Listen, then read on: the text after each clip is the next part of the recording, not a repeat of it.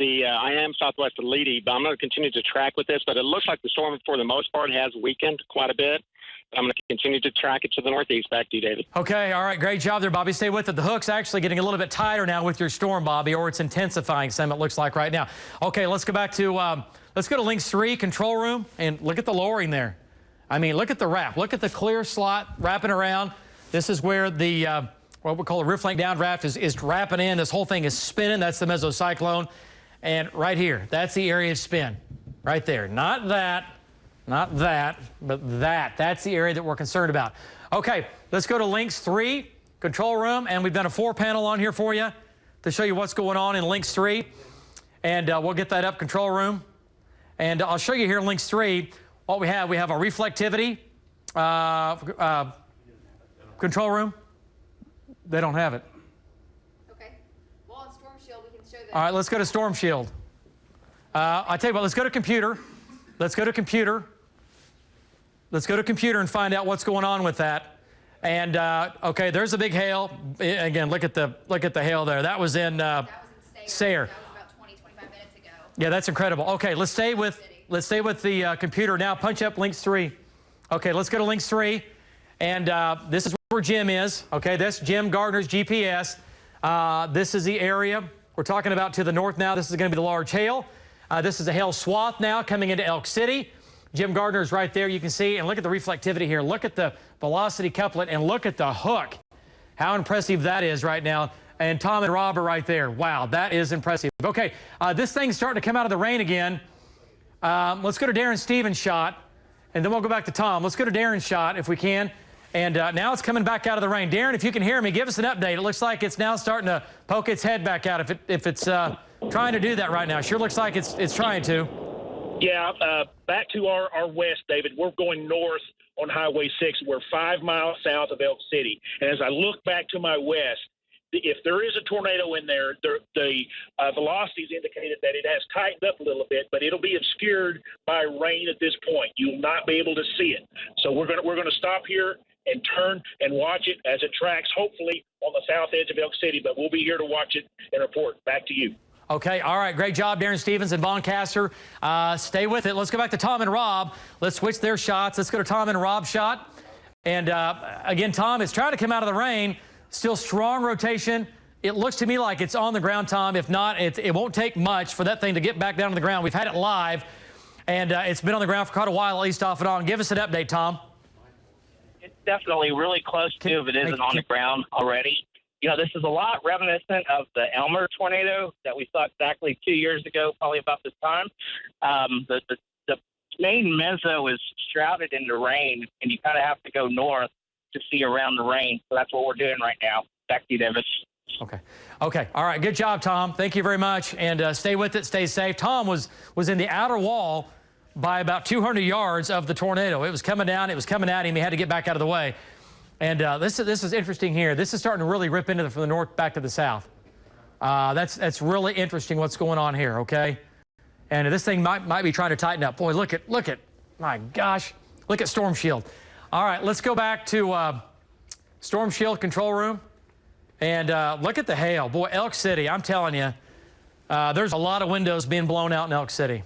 It's bad. Over to Canute. It's coming down I-40. Canute, Elk City. And it's bad. It's really, really bad. I'm looking at Alan's shot. He's got something interesting going on with that southern storm. Okay, so here's the hook. This is where the tornado is going to be. Let's see. Here's Val's shot. Okay, Val, we'll go back to Val here and Bobby Payne in just a second. Okay, let's do a storm track. There's Jim Gardner. Okay, let's do a storm track. Look at the hook, folks. Here's the hail.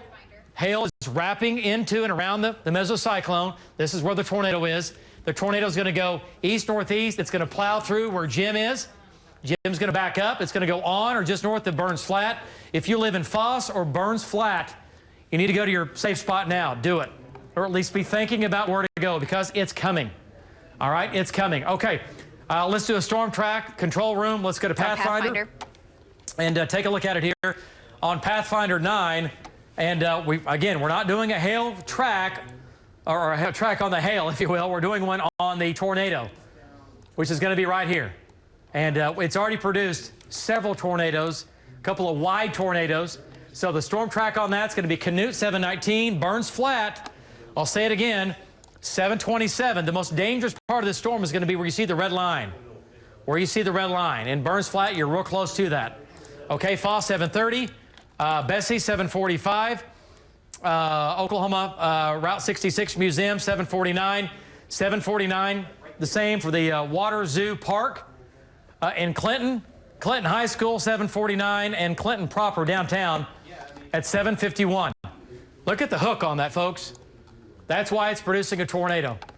Okay, that's your storm track on that. Okay, let's go back to the north now, and I see rain rotating around this thing to the north. I'm going to go to Storm Shield. Yeah, let's go to Storm Shield control room. Thank you.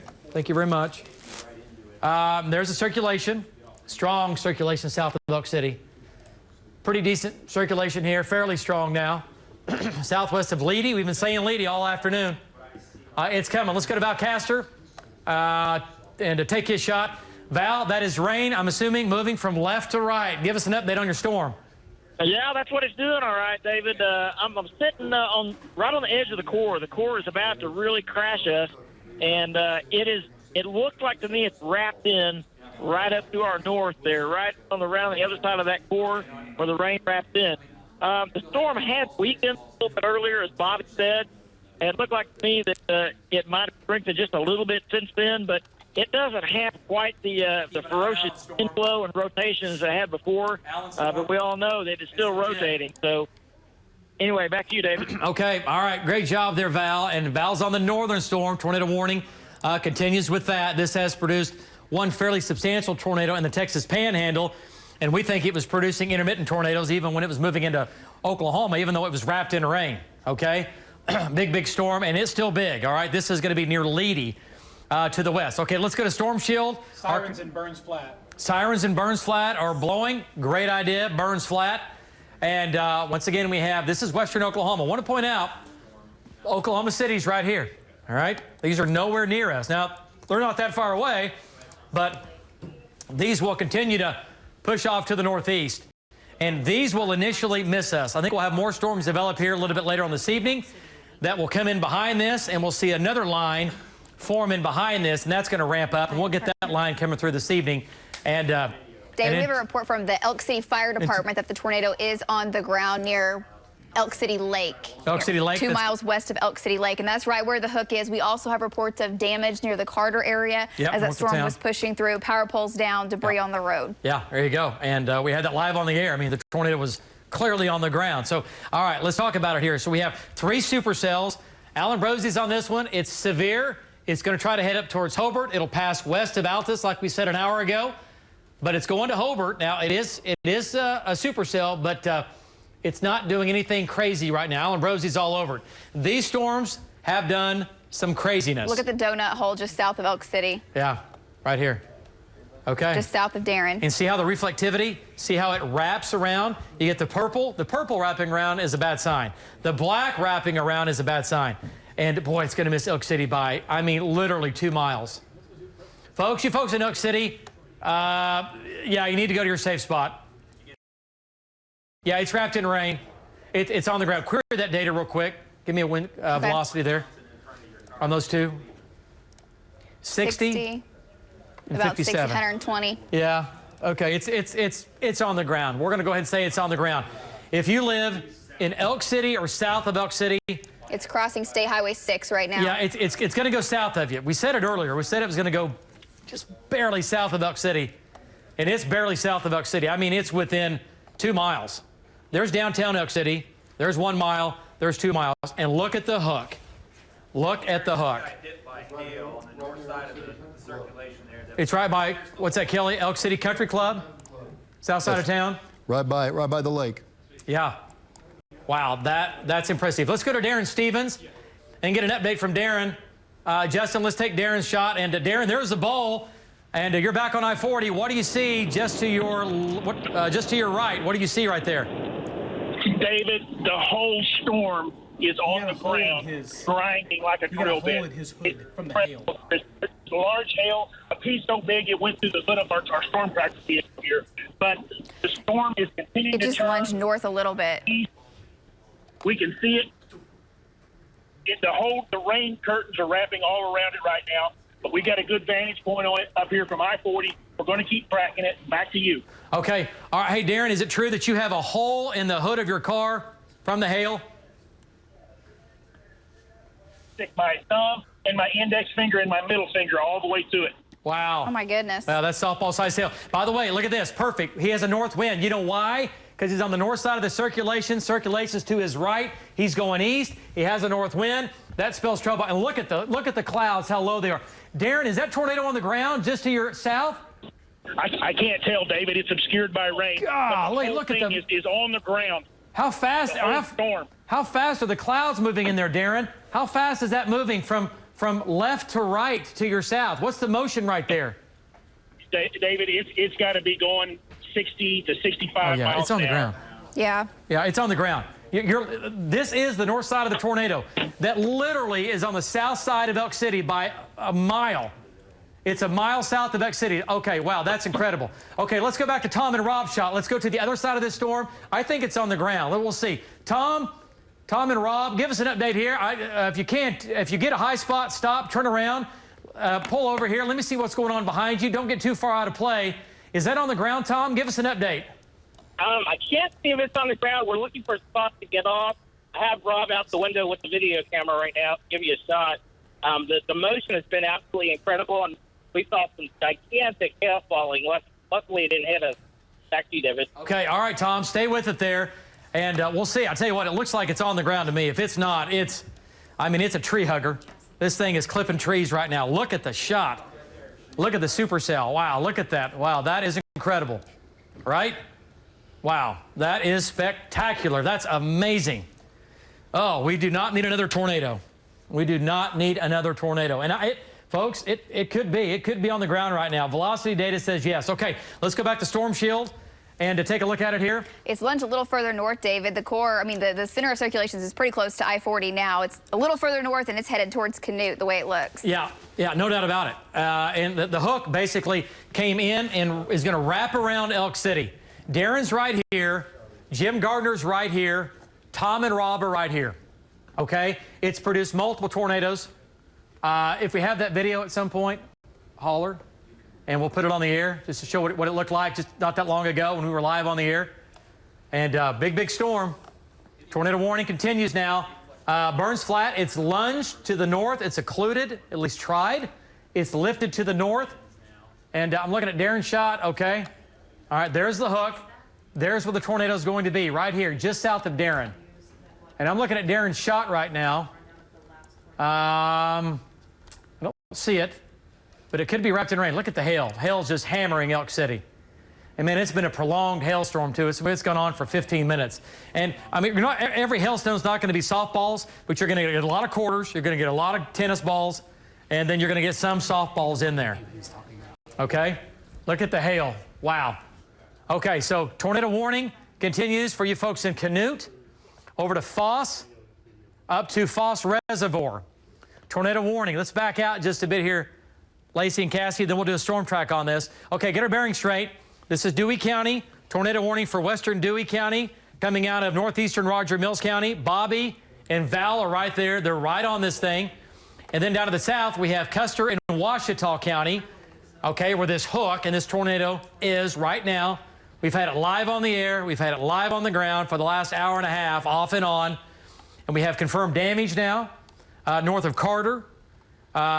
We've got some issues going on. Not to mention we have a horrendous, damaging hailstorm going down I-40. And there's where the hail's been. This does not lie. Product only on News 9. It's called our hail swath product. And this is where the hail has fallen. And this has been majority of tennis ball to softball size hail from north of Leedy back to Roll, and then from Sayre to Elk City right now getting trashed, and it's headed to Arapahoe, and it's headed to Clinton, and it's headed to Custer City. Okay, I'm looking at their shots. Okay, keep their shots up. There we go. Okay, storm down south is still severe. Nothing crazy. Allen's on that. Let's go to Vaughn and Darren. Let's get an update. Vaughn and Darren are right here with Tom. We'll go to Tom here in a minute, too. Let's go to Vaughn and Darren. Okay, guys, tell us. Okay, I'm looking. It looks like it's right above that house in the background. Give us an update. David, it appears to us that the tornado has lifted momentarily. And you're right. It's just on the other side of that house, on the other side of that hill right there. But the circulation has become broad for the moment. It's not as tight as it was when we reported last time to you when we were in the hail. And so we're going to keep our fingers crossed, but we're still watching it. And if we see anything to change, we'll get back to you. Okay. All right. Stay with it. Good job there, Vaughn. And Darren, stay with it. Tornado, again, it might have lifted, but we can't confirm that right now. I know we're looking at that, but it could easily rotate and spin back down to the ground in a big hurry. Okay. All right. Let's take a look at the video here quickly of what it looked like just a little bit ago. And this is when the tornado was sitting down. By the way, just getting a report now from Jen that we think we have now tornado damage on the south side of Elk City, or at least just barely south of Elk City proper, of downtown. That's what the tornado looked like when it began at 6:48 near Sayre. And at first, and several times, it was a multiple vortex tornado with several vortices in this, okay? Tom and Rob and Darren and Vaughn all had this thing live on the air when this thing was developing. That's what the tornado looked like when it first started up. Okay, what's that? Say again? The damage is 3 miles southeast of Elk City. Yeah, it wasn't in Elk City proper. 3 miles, that's what we thought. Tornado there. Okay, let's go back to what's going on right now. Damage? Just had a wind gust on the mesonet. Cassie just pointed out 68 miles per hour in Elk City. This is on the backside. This is a southwest wind. That's happening right now. Right now. Okay, let's go back to it here. Yep, and again, it's an area of low pressure. Mesocyclone is an area of spin, very tight, very compact. So the wind around it is all flowing into it from all directions. We have a southwest wind in Elk City to 70 miles an hour. That's the southwest wind coming into the area of low pressure, which is just to the east with that tornado. Okay, so damaging hailstorm moving through Elk City off to your east. Rough day for Sayre. Rough day for Elk City. Rough day for Merritt. That damage 4 miles southeast of Elk City is coming in as major home and structure damage. Some roads are blocked due to power lines, roofs removed, walls collapsed, and unknown injuries at this time. Okay, there you go. Of Elk City. It was wrapped in rain. That's what we were saying when Vaughn was looking to his right, and I was asking him how fast it looked like those clouds were moving, and he said 60, 80, 90 miles an hour. He was looking at the north side of that area of circulation. So major damage now south and southeast of Elk City. By the way, we need to get Jim Gardner on that damage. Get him on that damage 4 southeast of Elk City. He can come in to the south and come in from the southeast. Okay. All right, there we go. All right, so this big storm, still tornadic, moving northeast. It might have weakened slightly. Let's go back up north. Now, the northern storm is coming back up. Let's go back up here where Bobby and Val are, and boy, hail core on this south of Camargo. You folks in Camargo and south of town, get ready for tennis ball size hail. Okay, let's go back north. Let's get a update from Bobby Payne, who's just south of it looking to the north. Bobby Payne, go ahead. Give us an update. David, right now I've got a very large walkout. It's going to be just northwest of Leedy, and the mesocyclone is really wrapped up right now.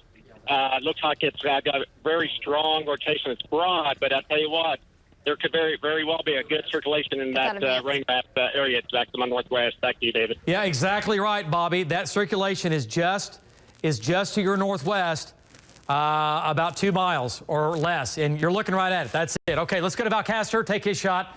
And Val, you're a little farther south than Bobby, just by about a half mile or a mile or so. And to your left, that's the wrapping around. That tornado is going to be tucked back in there, Val, at least a little bit. Circulation now, it's just west and southwest of Leedy, just west of Leedy. Val, give us an update.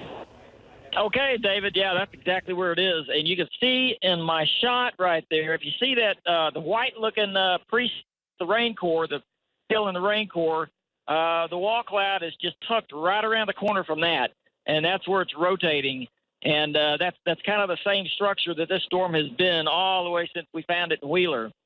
So that's where it is. We are going to keep following it. Back to you, David. Okay. All right. Good job there, Val. He is now coming into Leedy. Right here, he's at the intersection of Highway 47 and 34. Been there a million times. Highway 47 and 34 is where Val is right now.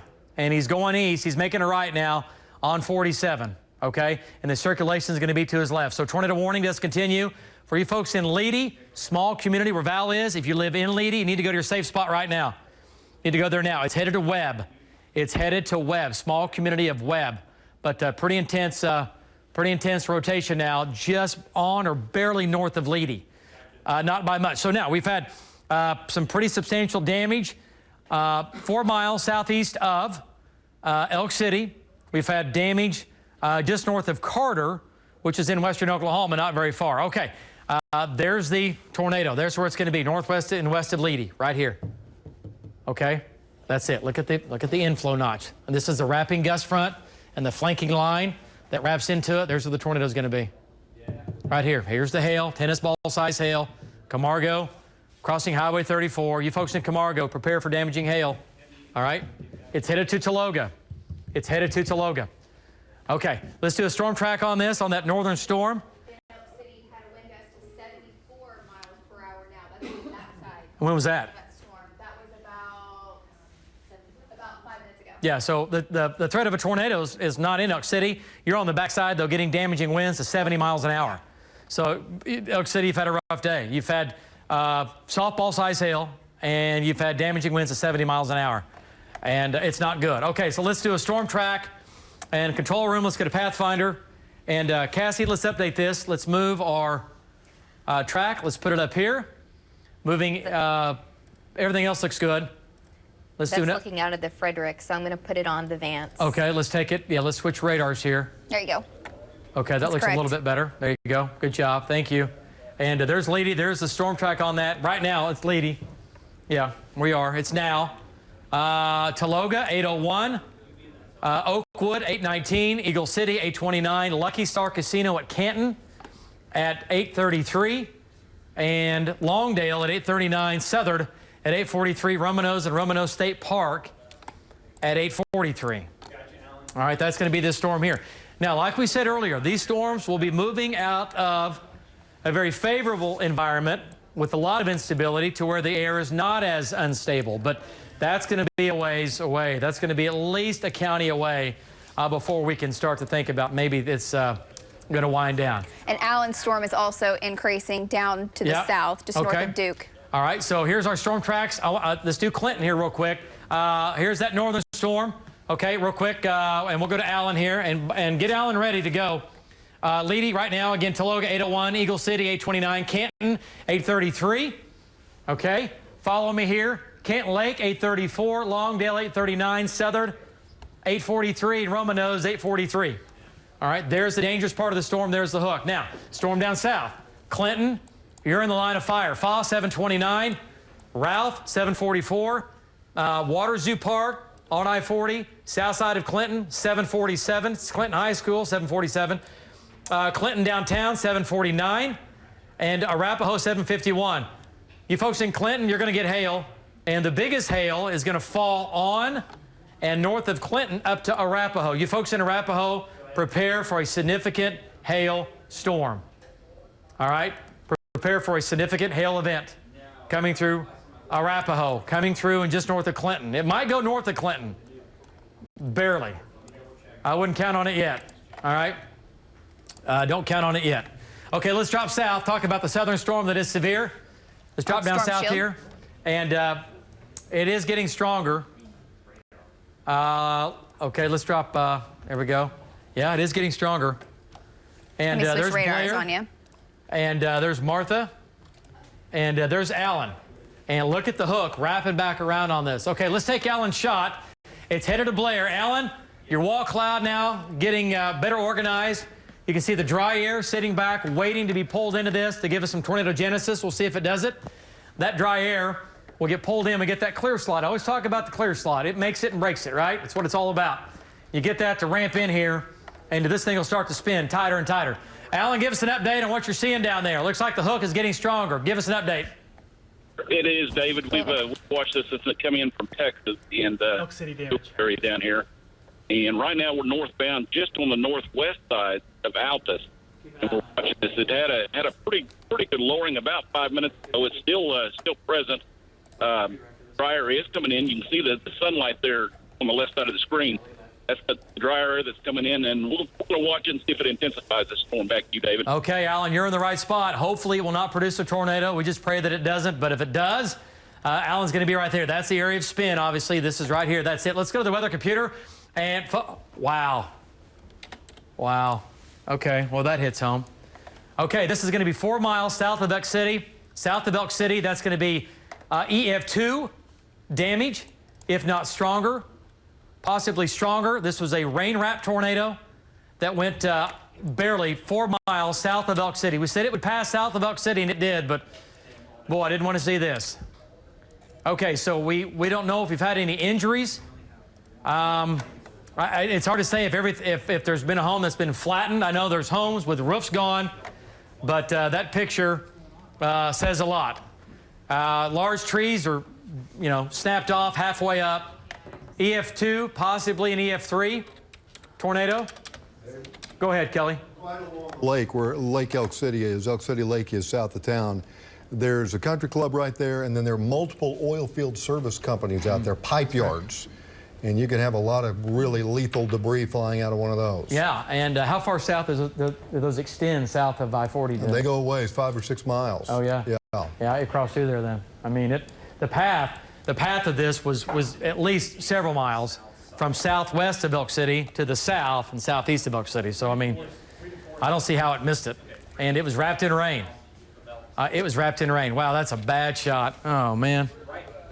That is not good. Okay, let's get back to it here, folks. I have the path on Storm Shield of kind of where we've had that area of rotation for both storms. Yep, there we go. We can zoom on in. And by Elk City.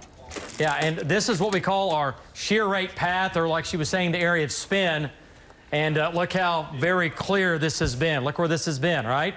Coming out of the eastern Texas Panhandle, south of Eric, south of Sayre. This is where the rotation's been. South of Elk City, downtown Elk City, okay. 4 miles south of town's right here where we have significant tornado damage. And then there to Canute. And here's where we are right now. That's where we are right now. Let's go back to Tom and Rob. Let's take their shot control room. They're right here looking back to the west at the hook. And here's some good news right now. The tornado warning continues. It is still rotating strongly, but this storm has weakened some. This storm has weakened some the last 10 minutes. I'll say that. It's not like what it was 20 minutes ago. It has weakened. And I think everybody agrees with you here now. The tornado warning on the Leedy storm will expire at 7:30, so here in just the next 30 seconds or so. And the northern storm has weakened, but we still need to watch. These storms, they take, it's amazing, they take just a half an hour to begin to really ramp up and spin strong and fast and hard, and they take hours. Well, they just spin till they're gone. They'll continuously spin, and they spin down. They spin up, and they spin down. So the fact that we might lose that tornado warning up north, which is great news because it is getting weaker, we still can't just write this thing off because these things can tighten up and give us all kinds of problems in a big hurry. Okay. All right, let's go back to, let's go to Tom now. Tom, give us an update. Let's go to Tom and Rob. And to Tom, that storm, again, still spinning like a top, but it just doesn't look as impressive as it did 10 to 15 minutes ago. What do you think? Yeah, that's absolutely right. The motion is not even a quarter of what it was here just a few minutes ago, and it's very chaotic. I don't see anything that looks like it's tightening up, so that's definitely good news. But yeah, there's still a pretty strong core off to our west-southwest, so I think it still has some pretty large tail. But the tornado threat, I think at the moment might have just for sure decreased. Back to you, David. Okay. All right, Tom, stay with it here. We'll chase this thing till the spinning is gone. And right now, it's still there, but it doesn't look near as impressive as it did 10, 15 minutes ago. It's definitely come down. It's definitely come down, okay? But we need to keep an eye on it. It's still producing very, very large hail. Very large hail. Okay, I hear a lot of guys talking. Anything of concern right now? Besides what we have, besides the concern we currently have? No, I was just giving them information. Okay. Yeah, I got you. Yeah, okay, good. Okay. All right, let's go back to Storm Shield here, and we have our 3 supercells. 1, 2, 3. These are all rotating. This is the one that's produced significant damage north of Carter, south of Elk City, and I think it was on the ground from Carter all the way to south of Elk City. I don't know how far that is, 20 miles. I think it was on the ground at least up and down for 20-plus miles. That's my opinion only, just because velocity data was showing that. Trackers were showing it. Radar reflectivity was showing that.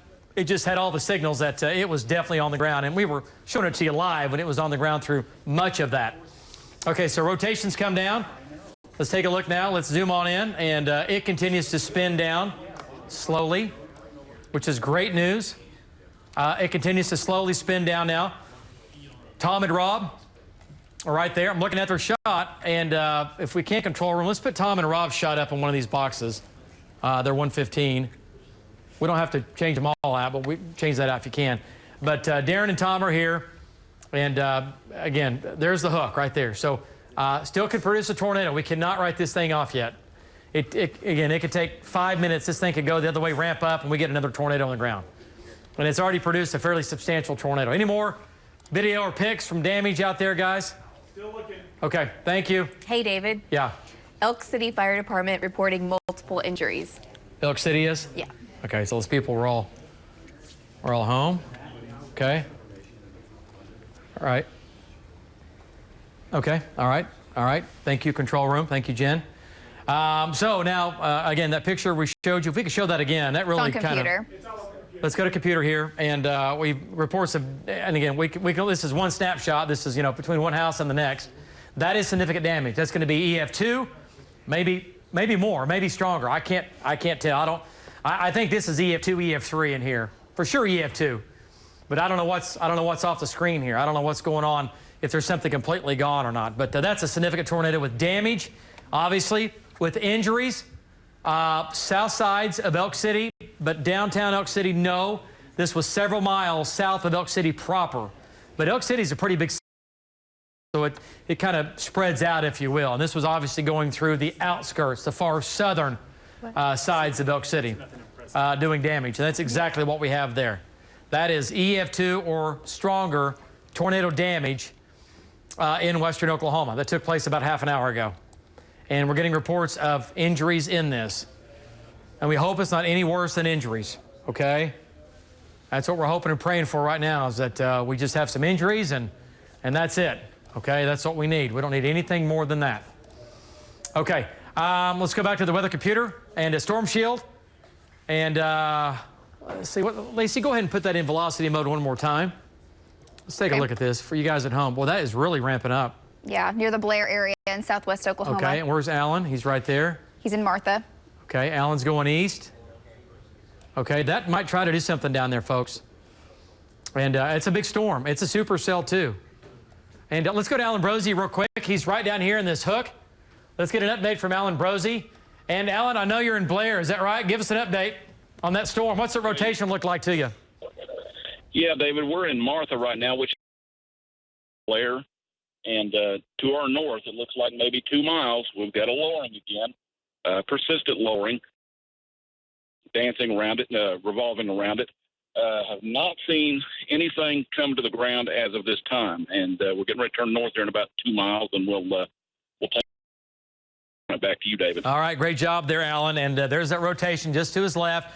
This could produce a tornado. It's severe, nickel, dime, quarter-size hail, maybe larger. All right, he's down here north of Martha right now, and that's a big storm. Okay, let's go back to Storm Shield, talk about our 3 storms.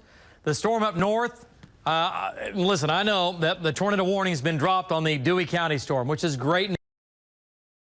If I had a dime for every time that a tornado warning has been dropped and I've seen a tornado after that, I'd be a rich man, because things spin up. Things spin up, and when this is restricting and tightening up, as this begins to shrink and go away, all right? When that shrinks and goes away, it tightens up. When you tighten something up, you stretch it. When you stretch something, what do? You can get a tornado out of that, so we cannot let our guard down. Bobby Payne's up here, vows on that, okay? But officially, severe thunderstorm warning. But I'm telling you right now, Taloga, do not think that thing cannot produce another tornado. It has, and it's produced a large hours ago, and it could do it again. And it's going to Taloga, and it's going to Sealing. Marty Logan's right there, and he's coming in from the north. All right, let's get back south here. Let's talk about our tornado warning storm. Down here, Clinton, Arapahoe, here's the hook. This storm continues to show slight signs of weakening. It's a weakening, still very strong. On any given day in the month of May, this is a bad storm, okay? But it's not as intense as it was a few minutes ago, or 10 minutes ago, even though this did produce significant damage with injuries in the south sides of Elk City. Not downtown, not Elk City proper, but a few miles south of town. It produced significant damage. We were showing you the pictures. Okay, let's go to Tom. And let's go to Tom's wall cloud. And there it is, Tom. And what do you think, Tom? Rotation getting a little stronger now. It is on radar, velocity data getting a little stronger. Give us an update. Yeah, you know, it looked like it was weakening there for a few minutes, but I think it was reorganizing because we can definitely see a new wall cloud and rotation, and it looks like it's rotating pretty good there. We got some quarter-sized hail falling also at my location. Back to you, David. Okay, all right, Tom, stay with it here. This isn't over yet. Rotation has intensified now northeast of Foss, which is going to be just south and southeast of Tom, and he's looking east. Keep his picture up here just a second. Let me show you what I'm talking about. He's going east, right? On Highway 73 north of Foss. He's headed to Clinton right now. He's on Highway 73 that goes into Clinton, and that's the area of rotation. Look how low this is to the ground. Okay, so keep an eye on this, right? Now let's go to velocity data, or let's go to storm shield. This is that. Looking out the right side of his car, of his chase truck. That, and look at that. That is that. I will say it again. Clinton, if you live in Clinton, you need to go to your safe spot right now. Here's downtown Clinton. 1, 2, 3, 4, 5, 6, 7, 8, 9. 9 miles west-southwest of Clinton. Wall cloud getting lower. And Tom shot? Yes. Yeah. No, I agree. Tom's right here. He's looking south. All right, keep Tom going east. Keep him going east. And this is where the tornado is going to be. It's going to be right here. Let's go to velocity data. And I'm looking at his shot. There's his shot. You are too at home, folks. That's his shot right here. Okay? Right here. Maximum rotation. It's getting stronger again. This produced a fairly violent tornado southwest through south and southeast of Elk City, doing damage and injuries. We have reports of injuries. No reports of any fatalities yet. Look at the cone in his shot. Tom, let's go back to Tom now. There it is. Tom, what do you think? Let's get an update.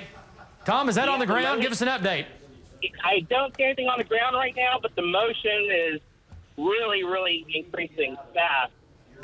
We're going to pull off here for a second. I can get you a better shot and look to see underneath it. David, I'm looking. I don't see anything on the ground at the moment. Okay, Tom, keep an eye on it. It's going into Clinton.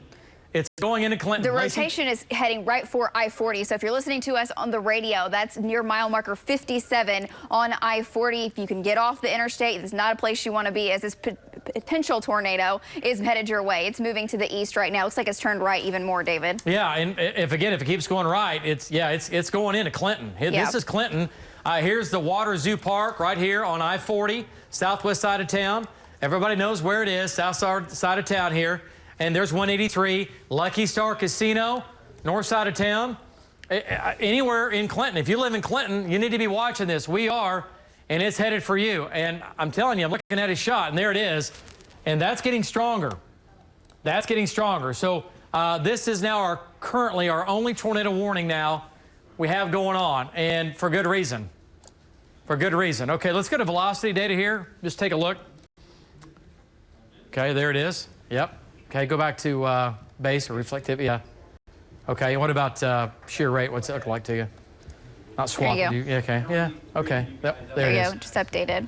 Yeah. Okay. So still strong rotation now. Northeast of Foss, 2 miles. It's right here. And it's south-southeast of Tom. The circulation is right here. Right now. He's coming in on 73, and it's going to Clinton. It's coming to Clinton. I want to point out to the north, this is going to be tennis ball to softball size hail. Okay? Tennis ball to softball size hail. We have major damage in Elk City from hail, and we have damage on the south side of town from that tornado. Strong tornado with injuries from that. Kelly and Amanda?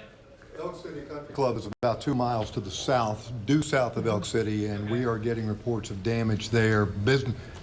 Go ahead. Talk right. about, okay. Yeah. Damage to the clubhouse there at the Golf and Country Club. Also, we're hearing from the police chief that several vehicles, a semi-truck's been overturned there, and that's causing some road closures in that area as well. Yeah. So we know the highway south of Elk City is closed right now, and there's debris, a lot of debris in the area, and people are injured out there. So it's about 2 miles south of Elk City is where most of the damage is right now, David. Yeah, and Kelly and Amanda, you know, we were saying it was on the ground northwest of Carter, which is southwest of there. That's way back in here. We think it was on the ground for probably, I don't know, Carter's here. I tell you what, let's do this. Do a swath? Yeah, do a swath, and then do a, let's give it a path here. See what really maximized shear rate? Do a swath from here to about there. See what that distance is. Looking at your finger. And, Okay. okay. There you go. Yeah, I said 20 miles, so 23 miles, give or take. We think this was a 20-mile path, maybe not continuously, but pretty close to. All right, on the ground for roughly, give or take 20 miles that went just, I mean, south of I-40, barely. All right, and then it did not cross I-40 at Canute. It did not, but it didn't miss it by much. Okay, Alan Brosey's shot continues to. He sure looks like it. At least on his video there. His video stream is pretty impressive right now, guys. Okay, so let's come back to the north. Tornado warning continues for Custer County. You folks in Custer County, tornado warning for you. Ouachita County, it's north of you. Circulation, it's in southern Custer County. All right, it's headed to Clinton. It's headed to Clinton. It's moving almost due east. Yeah, it's hugging I-40. Oh, wow, look at that. Wow, okay, let's go back to Tom and Rob. They're right here. Circulation now, right on Tom's bumper. Tom, give us an update. What do you think? Is it spinning faster? It looks like it is on velocity data. Go ahead. Yeah, it's definitely spinning faster. It's right behind us. We just pulled over. I don't see anywhere where it's tight yet. I don't see any funnels, anything on the ground, nothing like that. But it looks like it's definitely getting organized, especially what it was just 10 minutes ago. You know, we're kind of almost writing it off, but it's cycled and it's looking better again. Back to you, David. Okay, Tom, let me ask you a question. Are you looking back to the west right there? Yes, due west. Okay, so there's the wrap. There's the rain wrap coming in on the backside right here. All right, that's what's going on. See the motion of the clouds, everything lifting and turning? So that's it. He's right there. He is right there. He is what we call inside the bear's cage. You see the rain on the ground back here? That's the wrap on the back southwest side. Behind that rain, that's not it. It's on top of him right now. It's on top of him right now is where the circulation is, literally. It's coming in on top of Tom right now.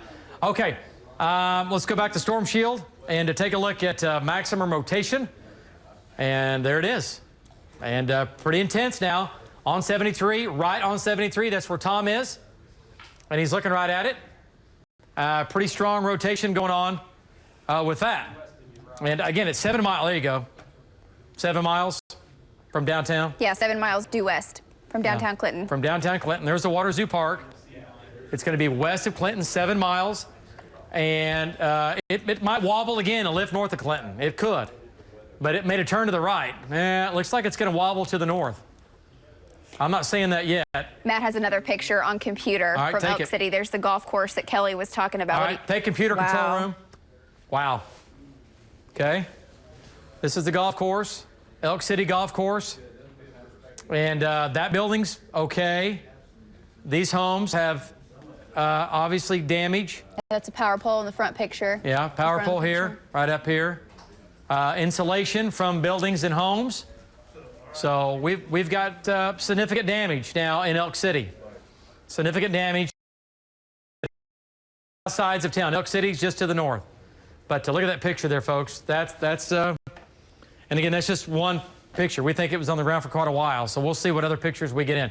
We have a crew that'll be there in just about 10 minutes. Okay? Okay, thank you. Amanda's just telling me it's confirmed that there are folks trapped inside their homes on the south side of Elk City. So rescue crews are trying to do their best in their recovery efforts right now. But it is a very scary situation right now on the south side of Elk City, David. Yeah, and we don't know. We have 10, 20, 30, 40, 50 people. Yeah, here's the good news. We don't have anything else headed for you, at least right now. There will be another line of storms that will try to come out tonight. All right, we got to keep that in mind. But as of right now, we're doing okay. You folks in Elk City are getting a break. Kelly, you guys have something? Well, I was just going to tell you, along about 7 o'clock tonight, we had that tornado tracking across the south side of town. You had hail falling in town up to softball size, about 1.5 miles north of there. And now we know our Darren Stevens is getting close to the scene there in Elk City. Again, it's about 2 miles south of I-40. A mile and a half south of I-40 is where the country club is there, and that looks like that's the area that took a hit. And so scary, David, especially when you consider that people right now, what we're hearing from the police chief, Chief Holland, that people are trapped. And we're getting some pictures, too. We've seen the pictures of the hail.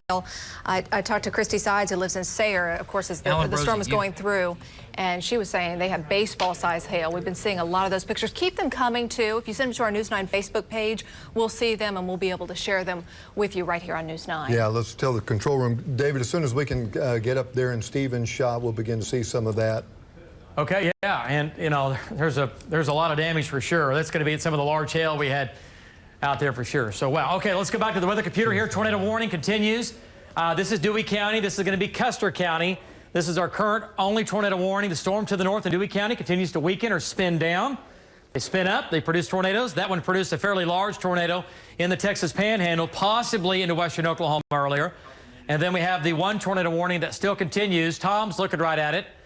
All right, that's that storm there. Big hook, large hail. This has produced tennis ball to softball size hail in Elk City up to Clinton, north of Clinton actually. But the tornado threat is still there for Clinton. All right, Tom's right there. And then we have the southern storm that Alan Brosey's on down south. So let's talk about these three storms. Let's zoom into this storm right here, the tornadic storm, and take a look. And there's Tom. There, boy, big hail here. Custer City, we said it earlier.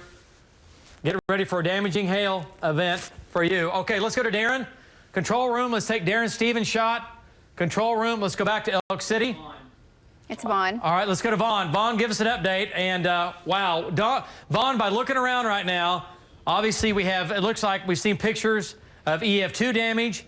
Do you see any homes that are completely gone or partially gone? Tell us what you see and what you're looking at right there. He's not on. Control room, he's in there. We're hearing him through the telos. Control room. Yeah, he's in there. Okay, we'll figure it out. Vaughn is with us. And is he in the telos? Yeah, I'm still here. I'm still here. All right, Vaughn, go ahead. Yeah, we're on the south side of Elk City, Highway 6. They've got Highway 6 closed off to the south on south of Elk City. This damage that we're looking at right here is looks like debris that's been scattered all the way from where the tornado touched down back to the west. But we're seeing some significant damage. I cannot give you an estimate on what it was, but we're going to try to get some better pictures and more structures that we have seen some structures that are totally demolished. So we're going to try to get some shots of that for you. Back to you. Okay, all right, great job, Vaughn. Wow, it's sad, and we don't know exactly how many injuries we have. Again, this is on the south side of Elk City, the Elk City Golf and Country Club. It's been hit, and like Kelly and Amanda were saying, an industrial oil park area down there with a lot of oil well equipment is south of there, and this is not Elk City proper, but it's just barely south of town. I'm talking 1 to 2 to 3 miles as it moved from south to southeast, okay? And this is what we have going on down there. All right, so wow, and these guys will find some more damage. So let's keep them moving around, find some more damage, then we'll check back in with them. Okay, yep. Blaine and Caddo County added to the watch. Blaine and Caddo County added to the tornado watch, and that's all because of this one storm, because it is still alive and still moving east-northeast. Okay, so let's go back to it here. All right, here we go. Strong rotation. Tom's right there. We'll get an update from Tom coming up. There's the Water Zoo, south side of Clinton. Lucky Star Casino. There's Arapahoe. And there's the area of spin now. Strong area of spin west of Tom. Okay, control room, let's take Tom. And his shot's kind of messed up, but let's get him on the Getner here and get an update from him. And Tom, your camera's kind of pointed up. Tell us what you're looking at and what that rotation looks like just west and northwest of Clinton right now. Yeah, David, right now what I'm seeing is it looks like there's not a real tight area rotation anymore. It looks like the wall cloud that we have is actually surging. So there's probably some pretty strong winds in that coming into the west side of Clinton. But I don't see any areas of tight rotation at the moment. Back to you. Okay. All right. Great job there, Tom. Stay with it here. This thing is not finished yet. And I want to point out something here. Let's go back to Storm Shield. This thing might be trying to develop another area of spin to the north. And call me crazy. I'm not saying that's going to happen, but it looks a little different on reflectivity. And that's going to show up first before it shows up on this. But the area of spin is here. What's this? What's going on here south of Val? Val's coming in from the north. Okay, there it is. Boom. Let's go to Val Castor's shot. Let's take it. Now, Val coming in from the north. You see that area of spin? You're right there on it. Give us an update on that, Val. Yeah, David, we're coming in from the north, and right now we're just north of Arapahoe, and we're looking southwest, and it is actually southwest of us. And when we get out of the trees here, you'll be able to see the lowering. Amy's got the camera on it right there. Yep, there it is, right there as we come out of the trees.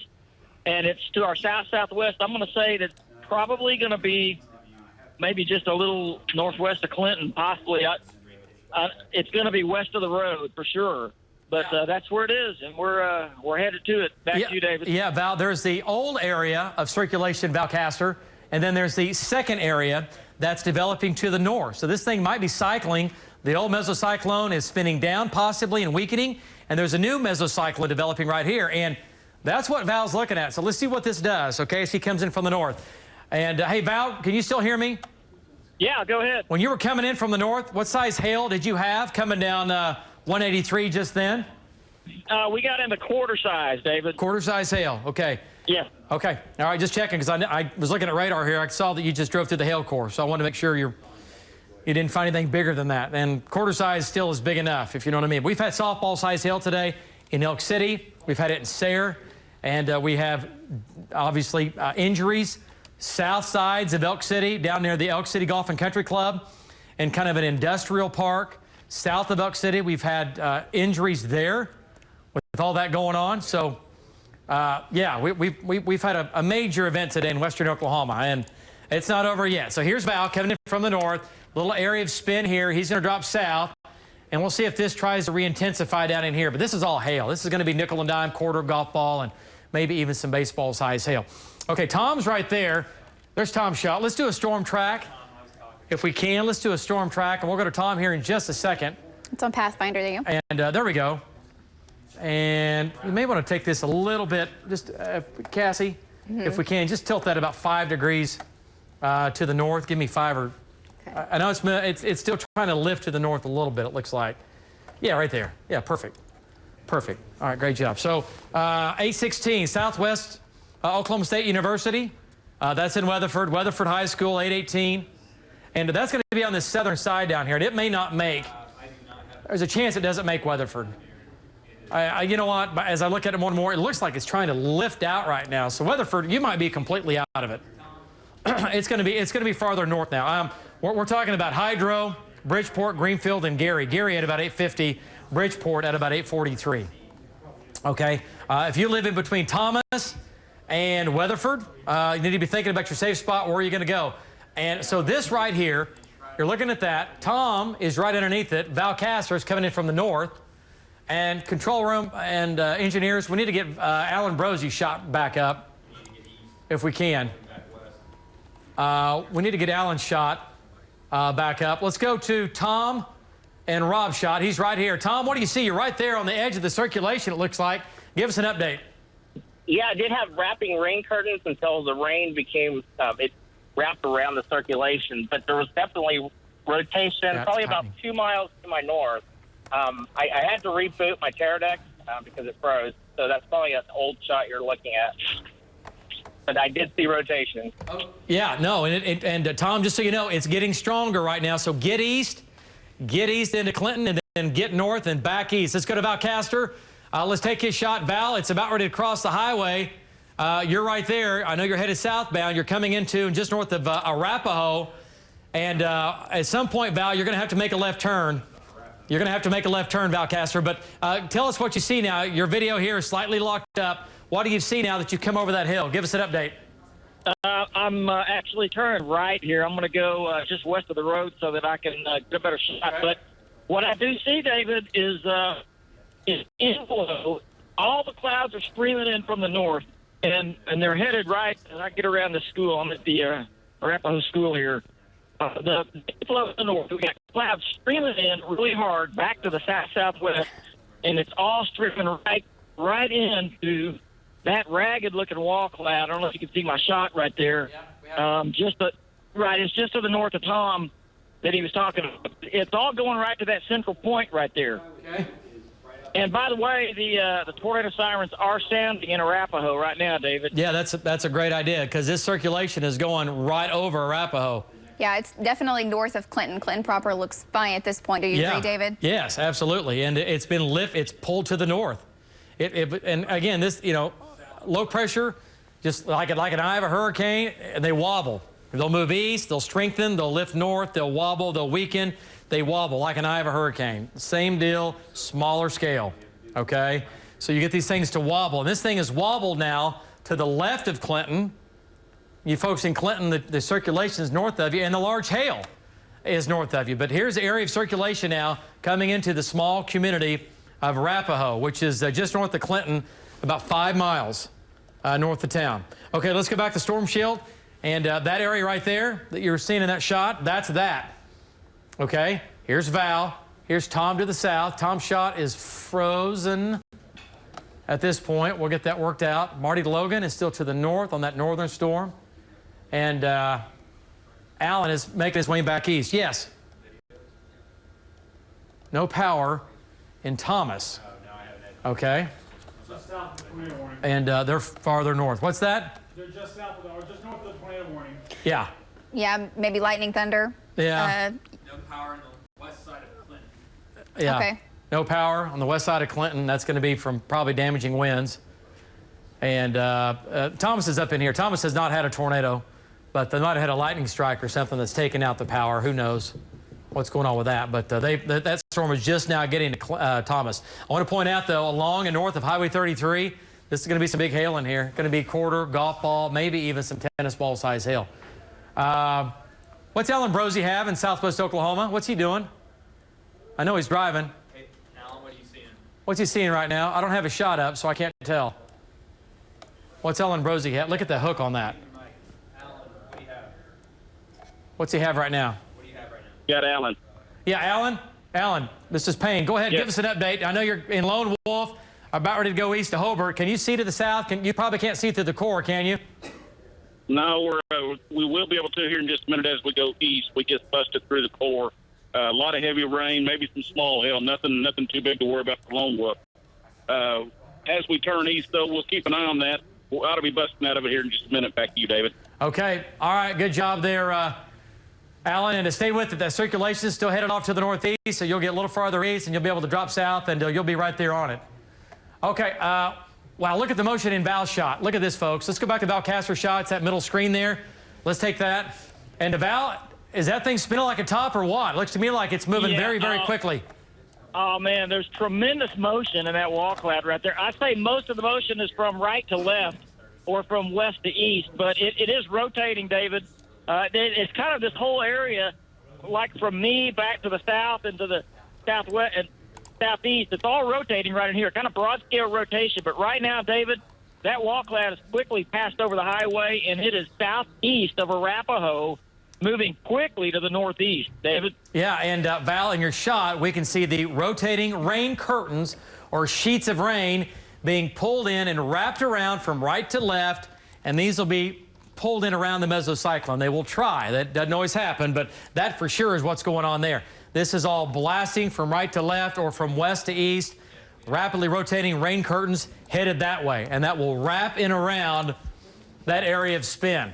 And that's what Val's doing. He's right there where he should be. Okay, let's go, folks. Let's go back to another sad side here. Let's go back to Darren Stevens and Vaughn Castor's shot. Let's take their shot live.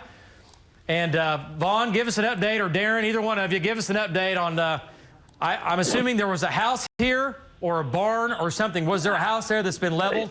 Tell me what's going on. Okay, yeah, I think the house is not leveled, David. We're going to pan to the left here just a little bit. There's the house. I believe this was an outbuilding that just got disintegrated, and it's a total loss there. But there is debris scattered all over this place. There's two houses that are intact right here where we are, so it wasn't as bad as it may be to the west and to the south of where we are. But we will go back that way search out some more and get back with you. Vaughn, let me ask you a question. From that point, how far, I know it's hard to tell the length of it, but what width is that? And I know you're kind of in the middle of an open field, so that's hard to tell too. How wide do you think the tornado was through there? Eighth of a mile, couple hundred yards? What do you guesstimate at this point? David, I would say it's at least 400 yards wide right here where we are. Yeah, that sounds about right. The mesocyclone was actually pretty wide. Vaughn, is that the worst damage you've seen right there, at least in that area south of Elk City? There is some buildings. It's kind of an industrial park over here, and some of them are totally destroyed. We just can't get to it. They have the road blocked off. But we're going to turn around and see if we can grab a shot from a different angle. Back to you. Yeah. Yeah, no, Vaughn, and we're still getting reports of a lot more damage. So we agree with you. It was substantial, at least an EF2, possibly stronger.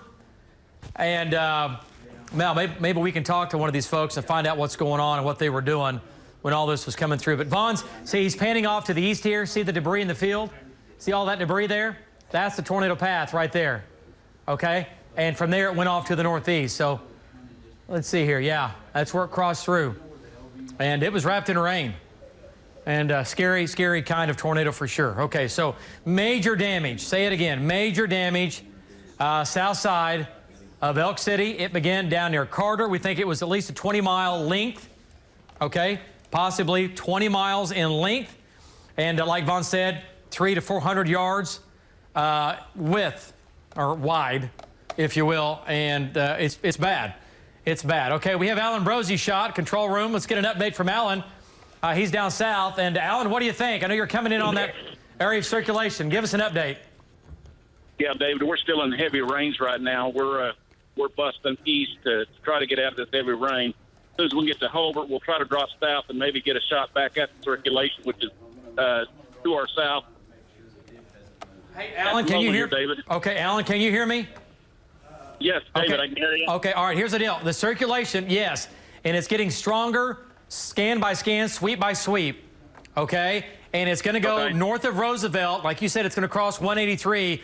You'll be able to drop south out of Hobart, and then you'll be able to get ahead of it and take a dirt road and go back east over to 54 between Godebo and Cooperton. Did you get all that? Yeah, got it. Okay, drop south out of Hobart, maybe 2, 3, 4 miles, and then you can go east. And I'll tell you this, Alan, the hook is getting very, very pronounced. So we're going to come back to Alan here shortly with that storm down there. This thing could produce a tornado at any time. Let's go to velocity data here. Lacey and Cassie, let's take a look. Here's Hobart. By the way, big hail going in. There's maximum rotation. I want to point out, here's Hobart. This is 1, 2, 3, 4, 5, 6, 7, 8, 9. About 9 miles south of Hobart. You're going to get the wind and hail, though, in Hobart. All right, you can count on it. You can count on the wind and hail. Circulation right here. Okay, so there you go. And again, look at the hook. Wow. We'll see what it does. And you folks in Roosevelt, if you live in Roosevelt or to the north of Roosevelt, you need to be thinking about this thing producing a tornado and it coming at you. Okay? Hobart, south of Hobart, down to Roosevelt to Godebo. You need to be thinking about your tornado safe spot. I know there's no tornado warning on it, but that doesn't mean anything because this thing's getting stronger. Okay? It's getting stronger. Okay, let's come back to the north now. Hey, let's back out here just a bit. You folks in Oklahoma City wondering what's going on. Again, this is way west of us, all right? Bobby Payne's up in here with Marty on that storm.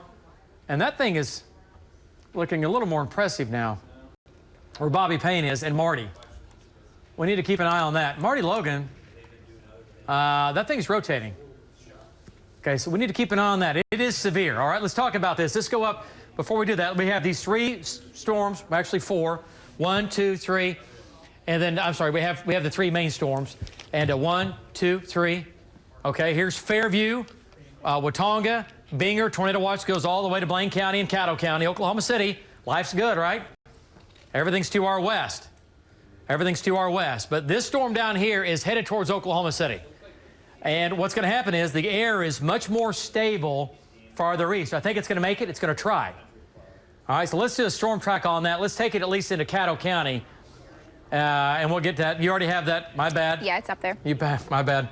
Let's go to Pathfinder here, and talking about the storm down south. And look at the hook on this, folks. I mean, that's serious. Okay? That's serious. And this is going to be Storm 2, looking at Mountain View at 843, Carnegie 854, Fort Cobb Lake 907, Anadarko Municipal Airport 920, Anadarko High School 921.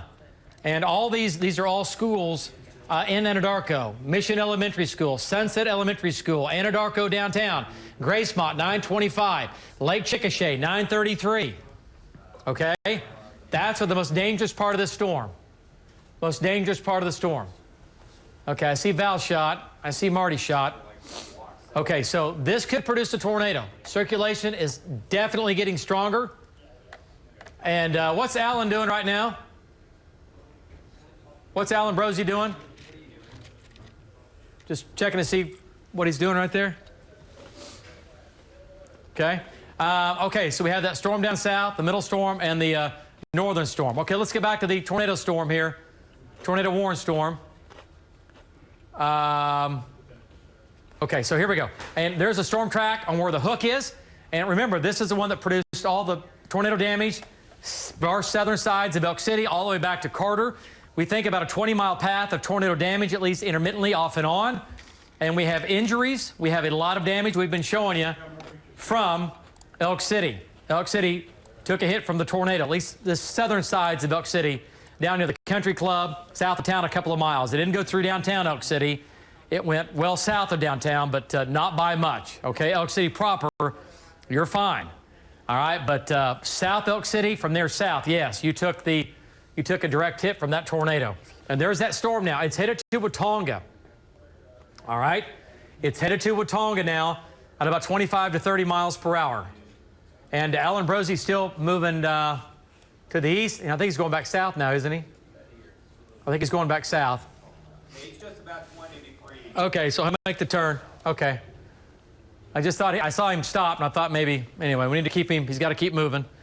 Okay, so let's go back into Major County. I want to point out this storm is not tornadic now. We had tornado warnings on it earlier on Storm Shield. And Bobby Payne's right here. I'm looking at Bobby's shot. Marty's up here. And Marty and Bobby are here together. Still severe storm coming into Chester. From there, it's going to head up towards Oriana and Cleo Springs, and maybe as far south as Fairview. But there's Marty's shot. Let's take that control room. And Marty's shot looks pretty interesting here. It's pretty ragged still. Marty Logan, let's get him in this and get an update from Marty. Marty, you're up there on that northern storm. You know what? All right, your storm's beginning to rotate. Give us a quick update, Marty Logan. Yeah, this is just about probably 3 to 5 miles straight west of Taloga. Real busy cloud right there. We've got some rotation, a lot of inflow going into it. We're going to stay here and keep with it. Back to you, David. Okay, Marty, great job. Stay with that thing. This thing is not over yet. Low-level dynamics are kicking in, so these things could actually ramp up. We're losing some of our heating, but at the same time, the low-level dynamics will kick in, and that might give us some more problems. Okay, let's go to Tom and Rob. Tom, let's take your stream. Give us an update. What do you think? What do you have? Tornado, or at least a funnel? What do you think you have going on there? We had a funnel halfway to the ground. It dissipated, but it was halfway to the ground, so it could have been on the ground. It was fairly small. We're trying to get closer to it, heading towards the north. Back to you, David. Okay, great job there, Tom. And that's right here, area of spin. And right now, it's ugly, all right. And it looks kind of ominous and kind of scary, but I don't see anything in there that, well, this is moving over here pretty good. That's actually moving pretty good there. Okay, wow, look at Alan's shot. Okay, anyway, that's the area of spin right here that Tom is on with that tornado warning on that. Let's go down south and let's take a look at Alan Brosey's shot, control room, and look at this. Look at that shot. Alan, tight area of spin now. You're rapidly closing in on it. And this thing is, I tell you what, Tom, excuse me, Alan, it's going to try to produce something here. I know it's got large hail and damaging winds, but it's going to try to produce something. What do you think? Give us an update. Okay, David, we are southbound from Hobart right now. We have got two areas of interest, one to our west-southwest and then one to the southwest that looks a little more impressive. And Earl, zoom in on the dust right there that's going into the inflow there. We've got, we may have a funnel. Looks like we may have a funnel right there on the, yep, we've got a funnel. Can you guys see the funnel? Zoom in on it. Yes. Yes, we have your shot. Yeah, we've got a funnel now. Go ahead and roll on that. And, okay. Okay, here it is. That's the area of interest that's got the most inflow, and we've got just a stream of sand and dirt for 2 miles streaming right into that rotation there, David. Back to you. Yeah, absolutely. And Alan, you're going to be a good spot. You're going to go south. And at some point, Alan, I think, Alan, in about a mile, you might want to think about going east. There's a road coming up less than a mile from you. You can make a left turn, or you can go a little farther south and work your way back to the north. But don't go all the way to Roosevelt by any means, okay? But the road a half mile away from you goes east back to 54. So I might want you to do that. Yeah, he's turning east on at Bath. Okay. Okay, let's go back to Val's shot. Let's come back north now. And Val, I tell you what, this thing continues to spin. Let's come back north. What do you think? Give us an update, Val Caster. It is, David. It continues to spin. I mean, this thing is a large bowl-shaped lowering. It's kind of it's not as bowl-shaped as it was just a while ago. But right now, David, that is west of Custer City, about a mile and a half or so. And, it just continues. This thing is a wrapped-up storm. Back to you, David. Yeah, and Val, you know what? This is the same storm that produced all the damage and the injuries. South side of Elk City, significant damage, major damage, at least EF2, if not EF3. We'll have to wait and see. I've not seen all the pictures yet, but I've seen enough of them to say that I know it was an EF2 for sure. And again, Val's on that northern storm, actually on that middle storm, if you will, that continues to spin. Okay, let's go to the weather computer control room, and let me show you some more pictures here. And wow, Matt Clem from Elk City. Roof's gone, walls are gone. And again, we'll have to wait and see what the National Weather Service and the survey teams determine about how well this was built. But most homes, we're talking, that's EF2 damage. Yeah, that's EF2. Okay, that's EF2 damage, and that's major, folks. That is major damage. We were live on the air, and this thing was wrapped up, and it was wrapped in rain. These people never saw it. They never saw it. They heard it, and they felt it, but they never saw it. I hope they were watching. Because we were saying it was going south of Elk City. It was going barely south of Elk City. And that's exactly where it is. And that's major damage. Okay, that's going to be at least EF2. I'm saying EF2 for now. We'll see what it comes out with. We'll see what the official is on it. Okay. Wow. Okay, let's get back to it here. And that's horrible. That's horrible. Okay, let's go back to Storm Shield control room. And we have the big storm up here. Bobby Payne is still on that, along with Marty Logan. They're still checking this storm out. It is severe. It's going to head up towards Orienta and eventually push into southern Woods County, western Major County. That's severe. And Lacey, let's just jump up here real quick. Okay. Let's switch radars real quick. Okay. Sorry. Just switching gears here on you. It's going to try to go towards Cherokee. Radars. Yeah. Anyway, Chester. It's severe. Damaging winds, 60 to 70 miles an hour, at least 70-mile-an-hour winds. And another severe storm now northwest of Leedy. Need to keep an eye on that from Leedy up to Camargo. That's severe as well. We need to keep a close eye on that storm. It's looking interesting. But the storm over Chester, severe winds 70 to 80 miles per hour. And we'll see what these storms do as they push off to the northeast, okay? Here's our one tornadic storm that's produced the significant damage south of Elk City, south sides of Elk City down to near Carter. This thing produced nearly a 20-mile path of damage. And a substantial tornado. We've been showing the video and the pictures from that. And we need to get Darren and Vaughn in an area of damage. Okay? I know. I got you. I hear you. All right. So here it is, headed off to the east, northeast, towards Thomas and Fay. All right. So here they are right here. It's going to be just south of Thomas. And again, this is where the area of circulation is. It's right here, east of Custer City. All right. So that's where the tornado is going to be if it's going to happen again for the, third, fourth time of the day. And we'll see what it does here. But Val's right here. Tom's right there. And I'm looking at their shots. Let's do a storm track on that. It's going to Watonga. We said this earlier. It's going to Watonga. On Pathfinder. And let's switch to Pathfinder control room. And there it is. And Watonga, you're in the line of fire from that. Watonga, 852. Omega, 911. Greenfield, 851. And Thomas at 821, which is right there. That's Thomas, that little dot, the white dot. Every dot you go down the line is a dot, is a city farther away with higher times. Okay? So that's Thomas right here. And Kelly has an update for you. Yeah. Go ahead, guys. David, I was going to tell you, it's important that we warn the folks there in Thomas because they are without power. I just heard from the Weatherford Fire Department on the scanner. They're without power in Thomas. They're not sure if they have a backup, but they're trying to sound the sirens there, and I don't think they've had any luck yet. Oh, boy. Okay. So we need to remind the folks in Thomas to take shelter. And also, the last thing we're hearing out of Elk City is the OHP is helping in the search and rescue efforts there. David? Yeah, no, and I mean, you know, it's going to be a while. I mean, there's a lot of trees down, and just getting to these people in Elk City, it's going to take, you know, it may take hours, and we hope not. There is a flood of people, of resources now flying into Elk City. All right, people are showing up, you know, that are going there to help, all the emergency crews, and they'll get people out, but they're going to have to, it's going to be a while. If you're still watching us live on your phone, we hear you, Elk City. And crews are coming, emergency crews are coming. If you're stranded or stuck, you'll get brought out, okay? We'll get you out this evening, I promise. It's going to happen. Emergency crews do a great job. And here in Oklahoma, unfortunately, we have just too much practice doing this. Too much practice doing this for sure. Okay, let's go to Alan Ambrosie's shot. He's with the hook down here, south on 183. There it is, Alan. You're looking right at it. Tell us if it's spinning like a top or how slow is it spinning? Give us an update on that storm down south, just to the south of Hobart. Big storm down there. Okay, David. There is a cone-shaped rotation right now. It has not hit the ground. We do not have a tornado currently. Strong rotation with it though, and it's obvious. A lot of lifting motion with it. It is looking. It cycles right now. It's kind of in a cycle mode. Here about 4 or 5 minutes ago, we had a little bit better cone shape on it.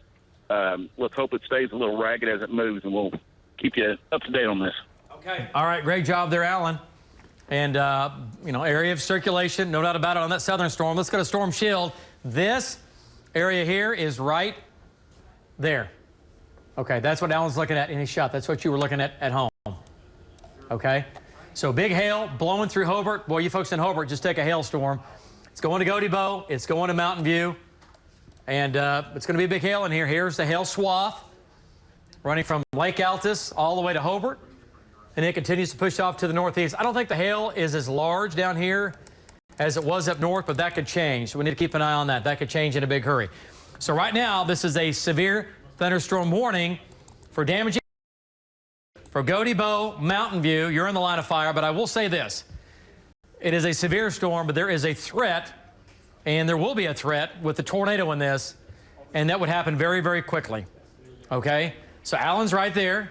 I see his shot. You saw it just a few minutes ago. And area of circulation is right where Alan is, and it's going to keep moving off to the east-northeast. So Godebo, Mountain View, Fort Cobb Lake, you're in the line of fire to get either wind, rain, or hail, or a little bit of both, and also an area of circulation back in here. This is going to pass well north of Roosevelt, north of Cooperton, and north of Mount Scott, north of Lawton. Nothing going on in the Lawton area. Okay? All right, so supercell here, rotating thunderstorm, big hook, wrapped up, spinning like a top. All right, let's come back north, talk about the tornado warning now. I'm looking at Val's shot. Looking at Tom's shot. Okay. And big storms. And that storm near Leedy is really ramping up, guys. It is. It's not scary yet, but it's definitely severe. So, and it's going to Camargo, and it's going north of Leedy, where we had the big hail earlier. This is going to be another swath of at least quarters, if not golf ball size hail, on and just north of Leedy. It's crossing the Antelope Hills right now. It's crossing the river and leaving that area, now coming into western Dewey County. Camargo, prepare for a hailstorm. And there's Val's shot. Okay, he's to the north. Here comes the hail. Here comes the hail. And there's where it's been. This is where it's been. That's the hail swath of that storm down there. Okay, so there you go. Let's go back out. I'll tell you what, let's do a storm track. And I'll wait for you to get a couple. Let's do the Custer County storm first. We might do several of these since we have so many. And we really need to do them all. Yeah, big rotating thunderstorm here. This storm is not as intense as it was earlier. But what happens is when a storm begins to shrink, it tightens, and when it tightens up, you can get a tornado. I've seen tornadoes come from a storm that was dying, and the mesocyclone stretches, tightens, spins faster, tightens, and you get a boom, you get a tornado on the ground. So I've seen that a bunch over my career, all right? So we don't want that to happen. Even though the storm is smaller, Yes, it is smaller, but it is still spinning like a top right now. These things just don't go away. They go away when this whole thing goes away. When all of that is gone, that's when that spin. And even after that's gone, the air will still spin in the atmosphere. Okay, it goes on and on and on for a while before it gets disrupted and finally goes away. So crazy, right? Okay, so Taloga, south of Taloga, severe storm now just south of you. Coming into town, that tornado warning continues for the storm now coming into Thomas right now, and it continues to shrink. Hopefully it'll just go away, and we can't forget about it. Let's go back to Val Castor and get an update from Val. Let's take his shot. Val, your storm's a little bit smaller, still rotating for sure. Give us an update on what you think the rotation's done in the last 10 minutes. Okay, David, right now we're on the west edge of Thomas right now, and the shock you're looking at is just right back to the southwest, just barely southwest of us here. We do have a lowering in that area. We're just got out of the core. You know, there's a little bit of outflow going on, a little bit more outflow than we've had lately with the storm. So it might, like Tom said a while ago, it might be trying to cycle. It might be having a little bit of a problem with the outflow right now. But the rotation, I don't think it's as strong as it was a little bit earlier, David. Okay. All right, Val. I agree with you. It's not as strong, and hopefully that'll be the plan as we get into the next few minutes or so. Hopefully it'll continue to spin down. It is still rotating, though, so we need to watch it. Looks like the hook now, Val, is going to be just back to your east, maybe southeast to your east there. A little bit of an inflow notch, just about over Thomas. So, okay, that makes sense. Yeah, just a little bit to your east. So, you know, really just keep riding up Highway 33 and you'll be in good shape. Okay, do we have anything new from Darren or Vaughn? Got another damage picture. Nothing? Okay. What are they, hang on just a second here. What are they looking at? Can they not move? No, they can't get into the damage area. It's all blocked. Okay, can they get out of there and go to another area then? They're trying. Possibly? Okay. Okay, what'd you say? I'm sorry. Another damage picture. All right, let's go to computer. And let's go to weather one. There it is. Wow. Holy moly. Elk City damage. That's substantial. And look, there's nothing else around this. I mean, this is open, right? Yeah, that's going to be EF2 damage, if not more, if not higher. EF2 damage, obviously somebody was home. There's debris out. This car was here. So we assume that somebody was home, and we hope that they were able to get into the center part of this house. Obviously, the walls are still standing, unless there's part of the house here that I can't see, but it looks like that's the garage. Okay, so this house, even though, yes, this is a nightmare and this is dangerous and this can be deadly, we hope it's not. We haven't heard of any fatalities. We've heard of injuries. This is going to be EF2 damage, okay, if not stronger out of that. And that's a direct hit. They took a direct hit. And this tractor might not have been there, and that truck might not have been there. EF2 can pick up tractors. There you go, Amanda. That's another picture that really tells the horror of what's going on the south sides of Elk City. It does, and our storm trackers are there. And we have on the phone with us right now the city manager of Elk City. Lee, do you mind telling us your last name? I'm sorry, I didn't catch that. Well, this is Lee Littrell, city manager of Elk City. All right. First off, I'm so sorry you're having to deal with this, but let us know what's going on as we speak. Are there still rescue operations going on? Well, we believe we have everyone accounted for. We've had some injuries, but they're doing one more house-to-house search to verify that everyone is accounted for. Communication with the people that live in these houses. They know all their neighbors, and they say everyone is out and is safe. Okay, that's the good news. You're telling us, and right now we're giving the folks at home an aerial view just coming into us from Bob Mills Sky News 9. This is some video from earlier on, and you can see the fire department there trying to rescue people out of the damage. You mentioned, Lee, there have been some injuries. Do you have an estimate on how many injuries there have been? We do not. I do not have that information. I do know that the hospital has called in some extra help at the emergency room, and we have multiple police departments and fire departments on the scene here assisting with this. I guess you could call it search and rescue and cleanup. We have our street crews coming in to help remove trees out of the roads. and then we start, cleaning off the roads and cutting up trees. And we're getting a look at some of the damage. It looks horrible right there. Where is the damage located? Is it mostly just south of town near the country club? Mostly south of town, in the country club area. A lot of these homes, I think every one of these homes have been hit. Some will, have their rooftops missing. Some have a little damage. And then we have also had some reports of another neighborhood just south of town. Nothing like it is here in this area, though. Do you know the people who were injured? Were they in their homes? Were they taking shelter? Did they have any type of warning if they weren't watching on TV? I do not know that information. We do know we did have to rescue some people out of the homes, and I believe they've probably been taken to the emergency room for treatment. And Mr. Go ahead. No, go ahead. I was just going to ask you, have you had a chance to really get in there and see the damage yourself? Yes, I'm standing in here right now. It's just amazing. Just like homes have blown up for the bomb. Has your city ever gone through something quite like this before? College, we haven't. It's probably one of the worst things we've had happen here in Elk City. Have you had other people come in? I know we've seen the fire department there. OHP is helping out with the roads, and also they've helped out with the rescue. Have you had other people come to your area and already asking how they can help?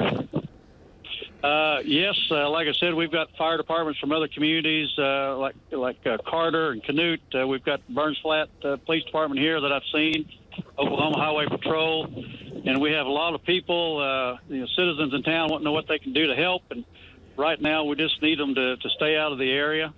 And once we get this clear and safe, I'm sure they'll be able to come in and help their friends clean up.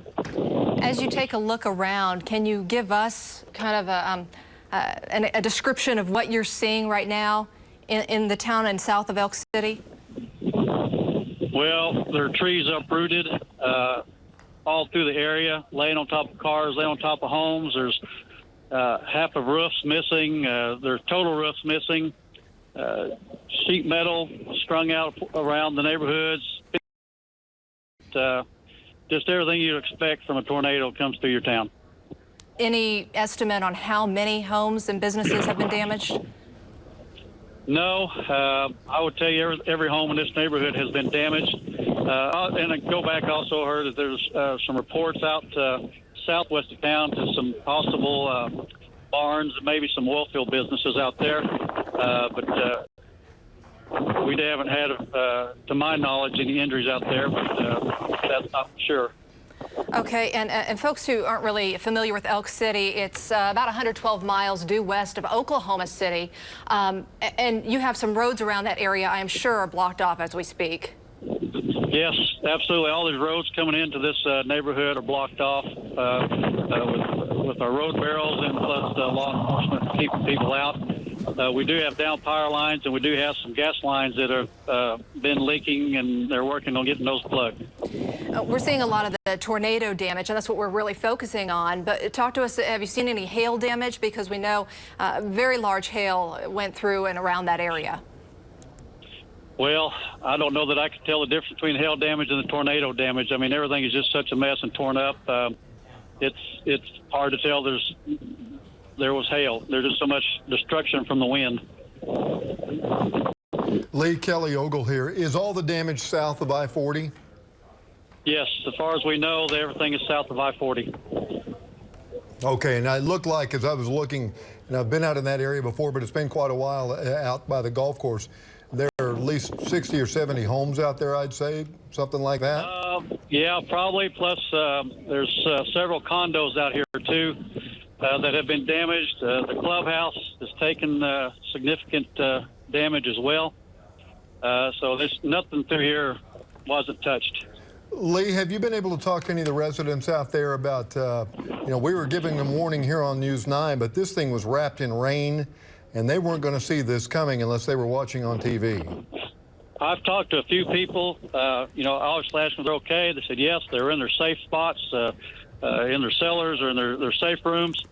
Amazingly, everyone's attitude right now is very good. People are, they're smiling because There's a few tears because their homes are damaged, but overall, the attitude of these citizens is remarkable. Lee, where were you when the tornado went through? Well, I was in my home on the northwest side of the town, so we weren't affected by any of the wind. We had a lot of rain and very small hail, but we're fortunate myself to not have to suffer through this.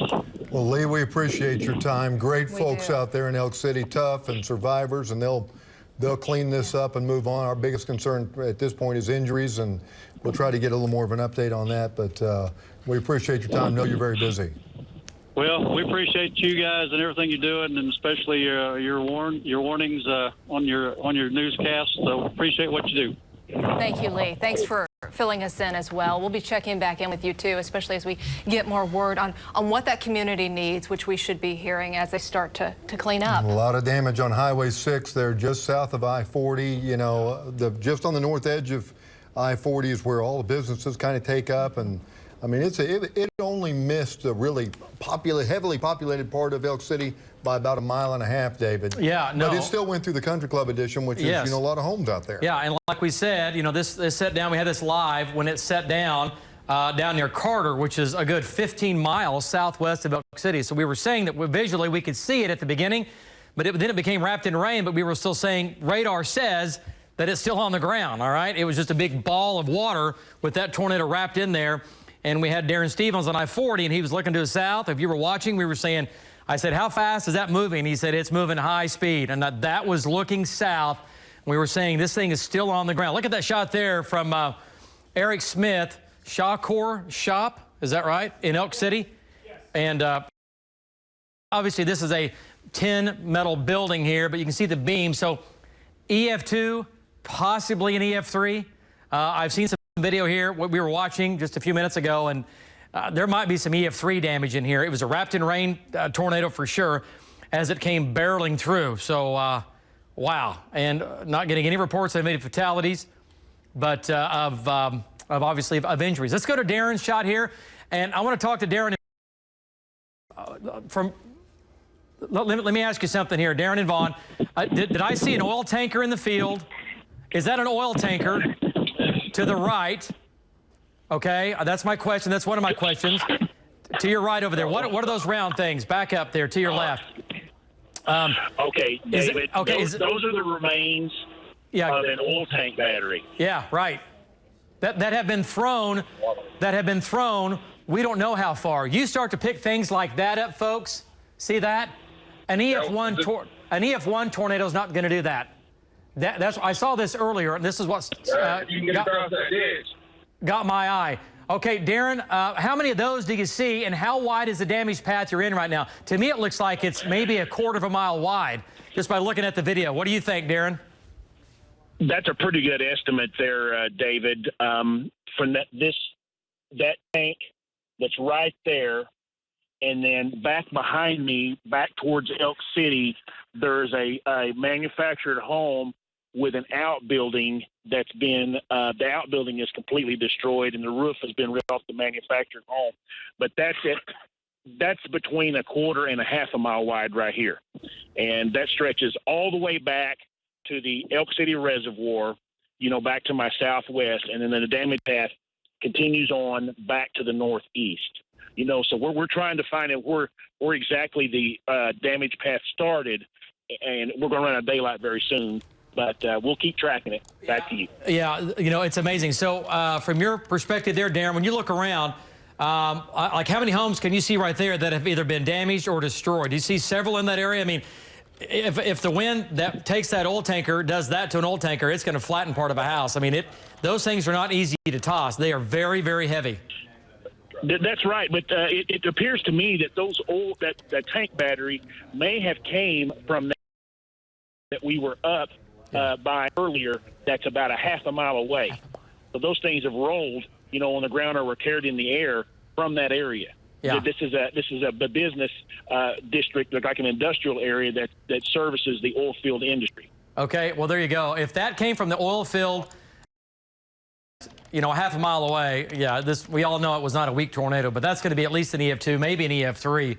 You start to pick things like that up and tumble them on the ground, tumble them over, or get it lofted into the tornado and get slung out. Let me tell you something, folks. That doesn't just happen with an EF1 or an EF2. That's getting up there. That's getting up there. You're thinking, I don't see any damage here. Well, because there's no trees or anything. This is open pasture right here. But that is significant for sure. Okay, let's go back to radar. Good news here. The tornado warnings have dropped. We've dropped them, okay? They continue to weaken and spin down. Now, what we have is now are a bunch of severe storms. We have several severe storms now running from where Bobby Payne is and Marty Logan currently are. These are going to produce wind and hail headed to Fairview. Another severe storm now on top and just north of Leedy. And the one storm that produced the significant damage, about a 20-mile path in Elk City and south of Elk City, is that storm. It continues to shrink. Val's right there looking right at it, and it continues to weaken. That tornado threat with that continues to rapidly decline. And Alan Brosie's down here on this other supercell, and it continues to spin as well, and it's headed towards northern and western Caddo County. All right, but we currently now don't have any tornado warnings in effect. Let's go to our Lynx 3, and let's take a look at the sheer swath, and this is where the rotation was. And this is something, again, you only see on News 9, and this is State Highway 6. Just south of town is where the golf course is. We need to put that on here, by the way. And this is downtown Elk City. And look at this is the rotation right here. Okay? This is the rotation. And notice how it's one continuous path from here back to the southwest, all the way back to a little community of Hawker, then all the way back to damage path here. There's downtown. That's the damage swath. Okay, let's go to Jim Gardner. And does he have video? Okay, and he can talk, right? Okay, let's go to Jim Gardner up top in Bob Mill Sky News 9. And Jim Gardner, I know you've been up there all day. You were watching that tornado develop near Carter. You were watching it and running again from the air. And now you've been looking at some of the damage. Tell us what you've been seeing out there. Give us an update. Well, I can tell you, David, yeah, we saw the tornado just around Carter, north of Carter there. It was a tornado. We have some great video we'll show later on when we get back. But just south of Clinton there, they took a really hard hit, David. A horsehead pump, an oil field horsehead pump, and people know what that is. The big steel horsehead pump, it actually pulled it out of the ground and threw it over on its side, David. There are massive winds involved with this tornado. There's damage.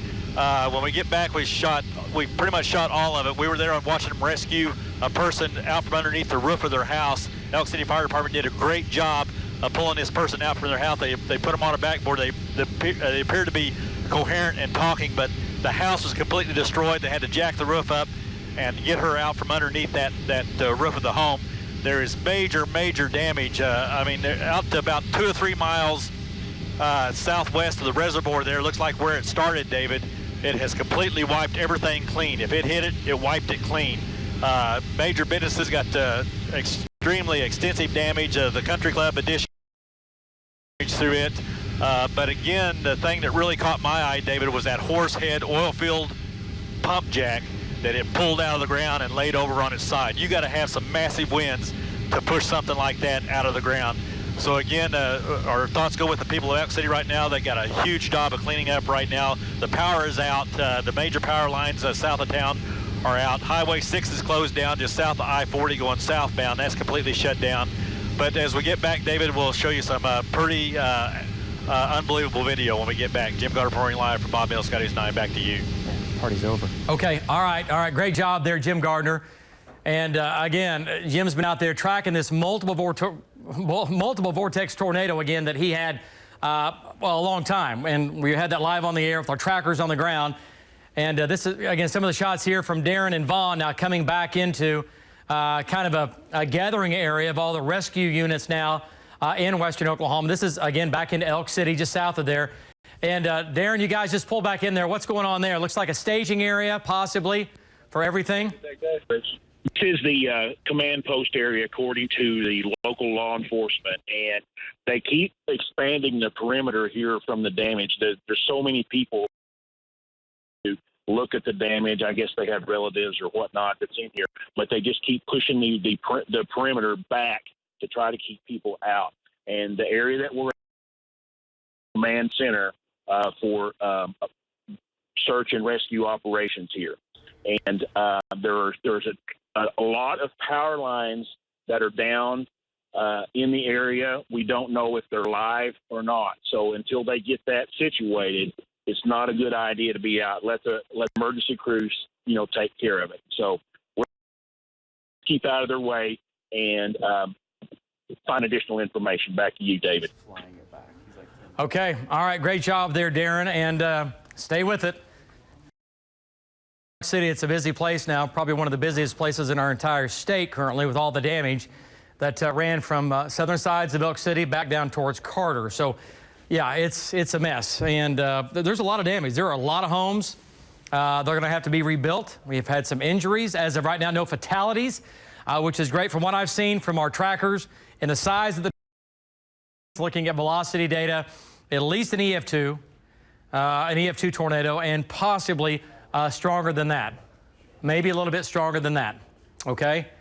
And it's pretty amazing. If we have that tornado video from earlier, let's re-rack that. Let's show the folks at home what it looked like when that was going on.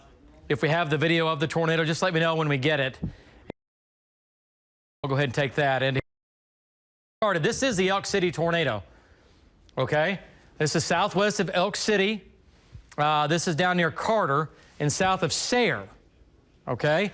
And this began as a multiple vortex tornado. At the beginning, you could clearly see it. We were live on the air talking about it, showing you this live. And it just kept getting stronger and stronger and stronger.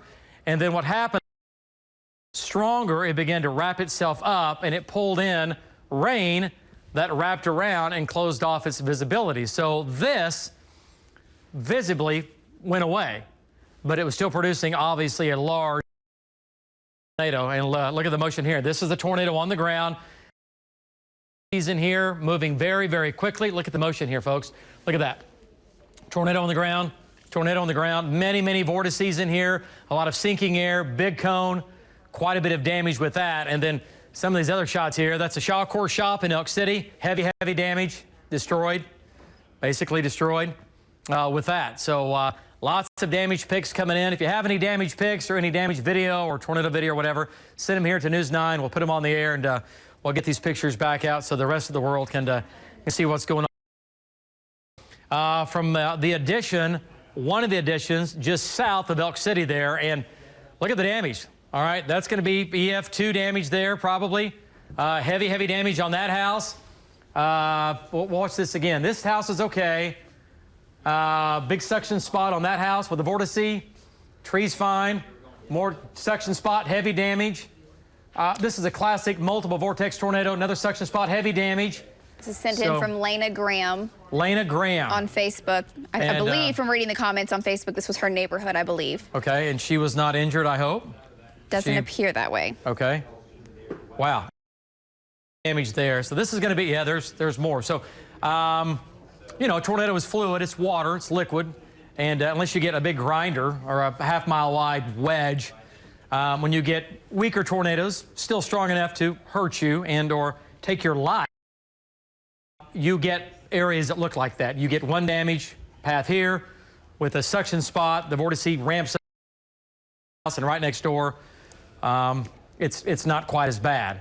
And that's simply with water and vapor, right? Water vapor that's moving at a high rate of speed, and it's fluid, and it's like a river, and it's flowing very, very quickly. So that's why damage will look different from house to house. In a lower end tornado, that was still a significant tornado. Don't get me wrong, okay? All right, so storm now in northern Blaine County continues to weaken. It is now just a strong storm, but it continues to weaken. Other storms now south of Winoka. Those are weakening also back to the southwest. East of Camargo. That storm's still severe, and that's going to head up towards Sealing. All right, that's going to head towards Sealing. And then the other severe storm now just east of Sealing, and that's going to head up towards Fairview and Oriana. All right, so we have these two severe storms going on. The one storm that produced the tornado south of Elk City, it's dying. It's dying right now, which is great news. Get rid of it. All right, I want to point out, and we've been talking about we would have two waves of storms today. The first wave would be the tornado producers out west. The second wave will come out tonight, and it's going to be more of a wind and hail threat with still a tornado threat, but a lower tornado threat than what we had with these. and that will develop into western Oklahoma here over the next several hours, and that's going to march east tonight. And that hasn't happened yet in the Texas Panhandle, right? Nothing's taken off out there yet? There are storms now that are to the south and west that are severe, but nothing out near Amarillo yet. Okay. And the latest data you saw, is it still here or is it here? I'll have to take a look again. Okay, Last I had seen still was further. Has a storm track right now on the storm on Pathfinder, just in case that does make it up towards the Oklahoma City Metro. A lot of folks asking. It is weakening, as you mentioned, but there's some time of arrivals for you. Yeah, and again, it could be gone by the time it gets here, because remember, we said this earlier, the conditions up and down I-35 are not as favorable. There's not as much instability as you get farther east. Out here, crazy amounts of instability today. Well, guess what? The storms have used a lot of energy to live, so they've been using all that up today. So there's still some out here. But today, remember, we were cloudy in Oklahoma City, so that kept us from heating up. So our instability, we have some, we have enough, but we'll see. This thing may do a slow death coming through Caddo County. But here's your storm track. Colony, 856, Carnegie, 903, Fort Cobb Lake, 913, La Kiva, about 925, Binger, 927, Cogar, 949, El Reno, 10 o'clock, and Minco, 1013, Yukon, 1027, and Piedmont 1032, and let's see, jump down here, Bethany 1042, Edmond at about 11 o'clock tonight, and downtown Oklahoma City at about 11 o'clock tonight. That'll be with this storm, but we still think we get another wave of storms tonight and then come to the east. Yeah, looking at the latest data, those storms down to the southwest near Childress, Texas, south and west of Altus, still in Texas, that will be the initial wave that will tonight and eventually reach Oklahoma City. Right now, they're southwest of Altus. They are severe all the way back down south of Lubbock, and that will be kind of our round number. Oklahoma after midnight, possibly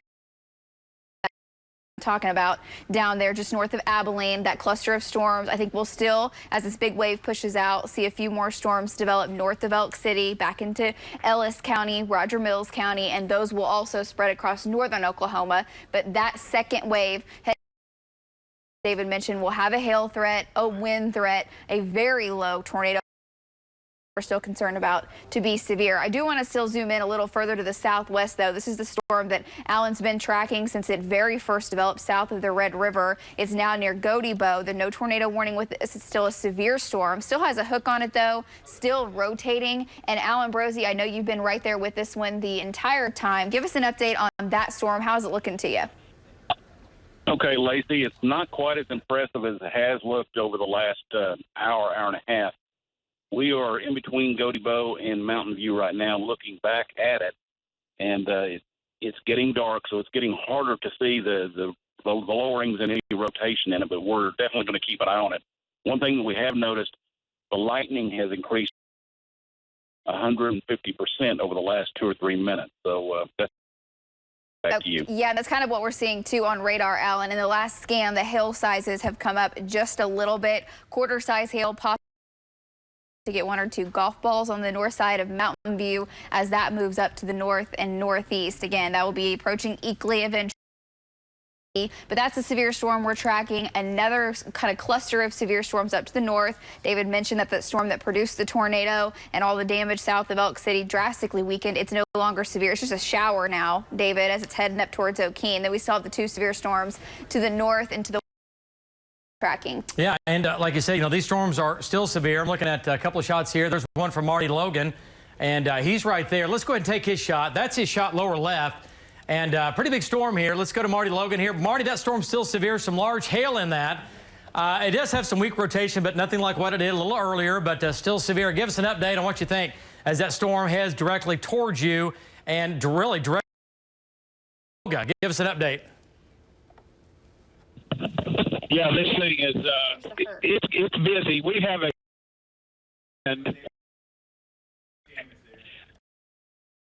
east, and now I have clouds that are off to my west, going from south to north. Got an area that's trying to circulate just to the west side of Tologa. I'm sorry, it's a little late. Truck driver stopped, want to know if it's safe to go on through, so we're trying to help him out too. So we're going to sit right here south side of. Okay, all right, great job there.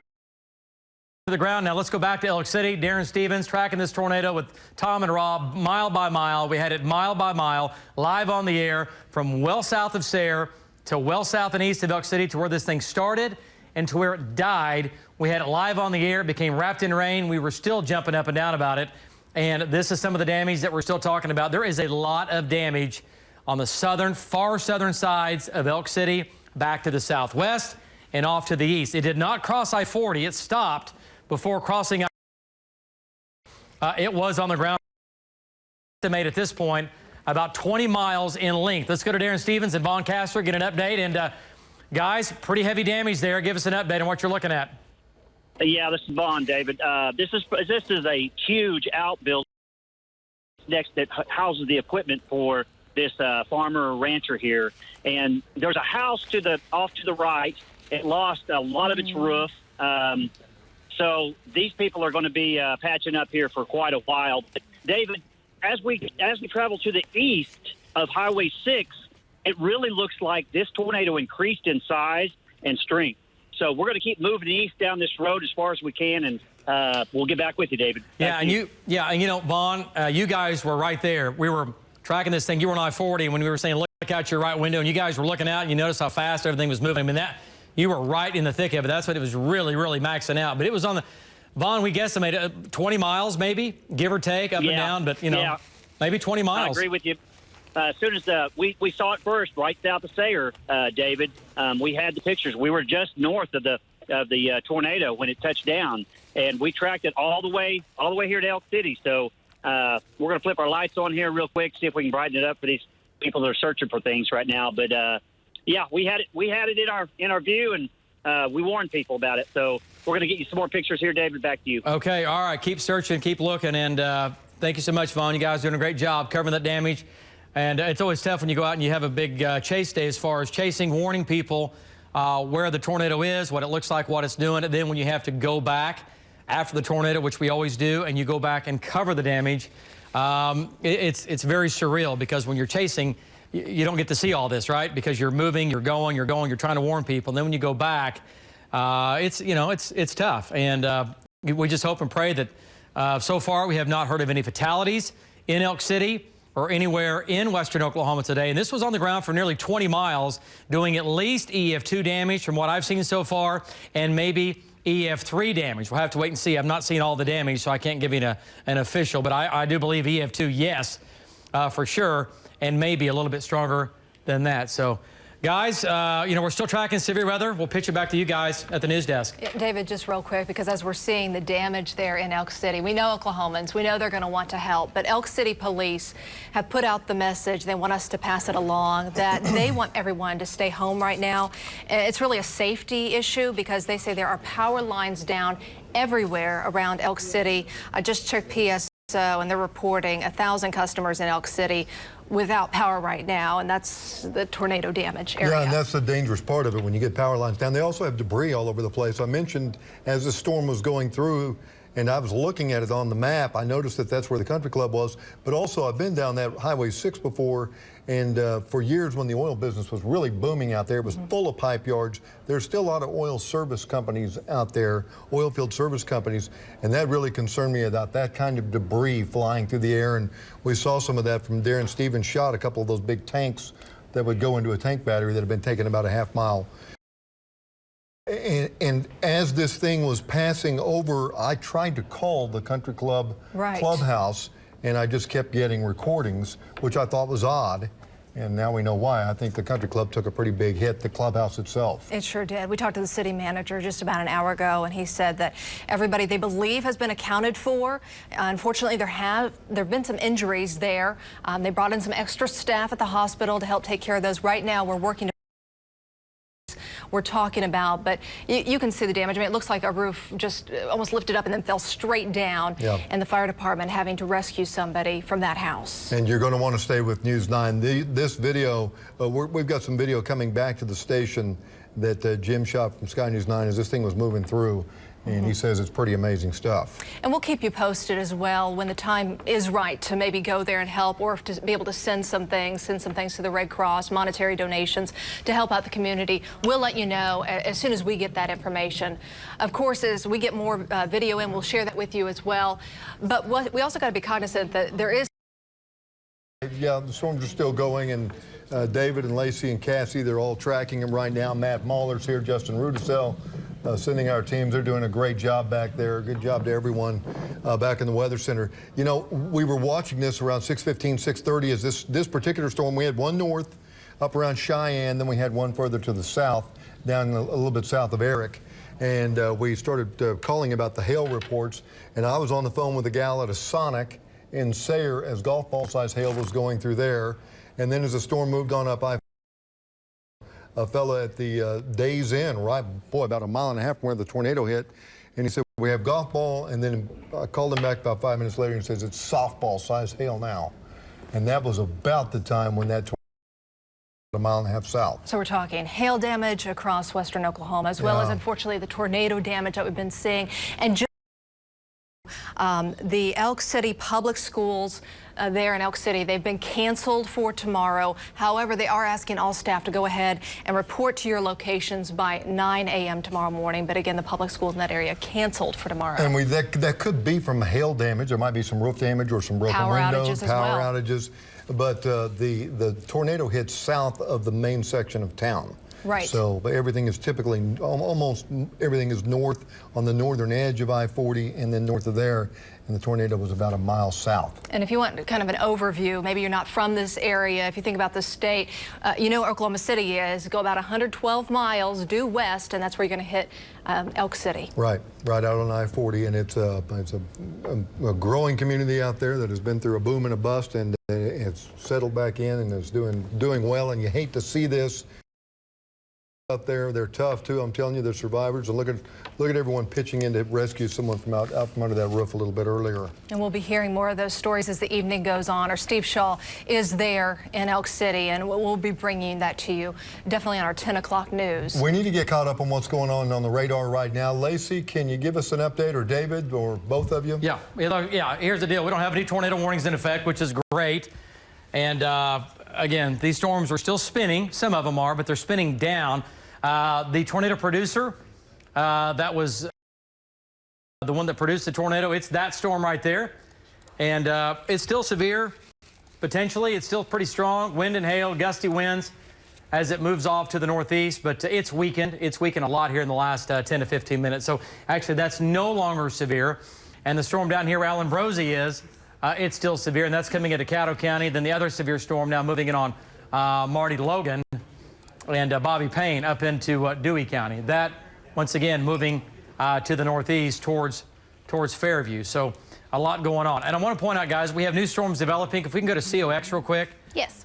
In northwest Texas. And this is going to be our second line that's going to develop tonight. And see this down here? See this out here?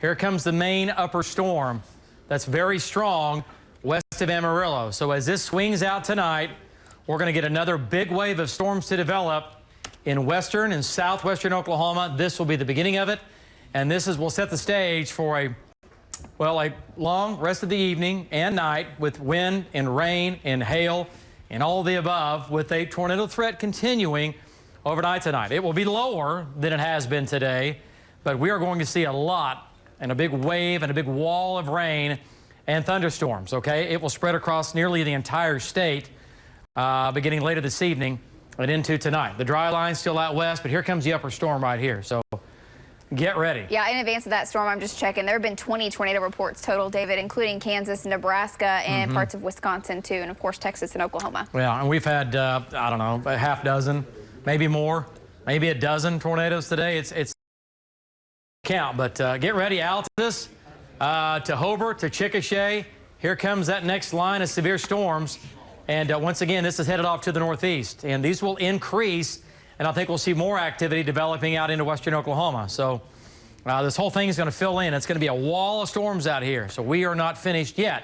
Let's go back to Darren and Von Schott. Let's go back to Elk City.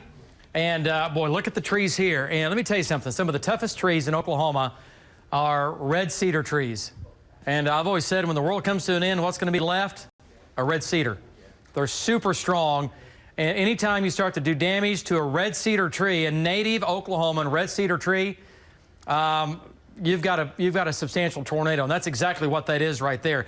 Let's go to Darren and get an update, or Vaughn, get an update from one of those guys. And there you go, guys. Tornado damage, metal wrapped around trees, and you're kind of in ground zero, just southern sides of Elk City.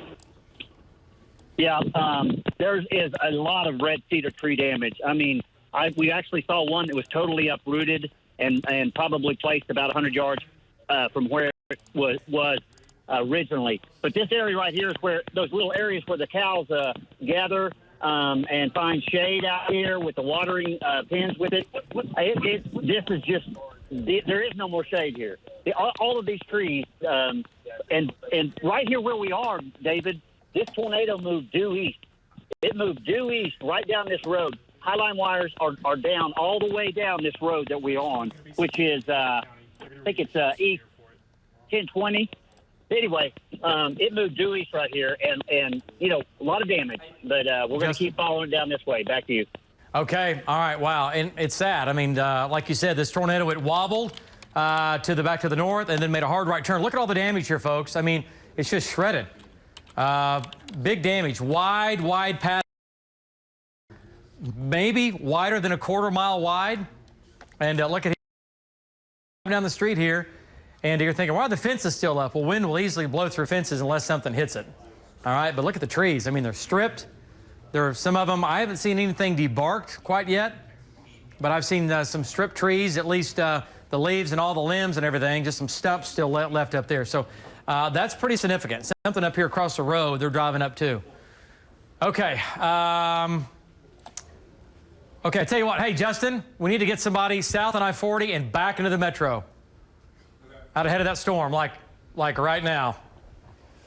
And I think that's going to be either, let's zoom in. Let's go back to the weather computer, if we can, and let's zoom into this. Let me see who I have here. Okay, we need to get Tom and Rob east. Get Tom and Rob east on I-40, and get Val south and east, and get Alan to the east as well. Yeah, okay, so it does still have rotation. Storm that developed in Texas. Alan Brosie's right there. And I'll tell you what, this thing is not, it's not dying. It's still with us. Look at the power lines down in that shot. Let's go to Alan Brosie, and we'll do a storm track on this. And this is going to try to hold together for a while longer.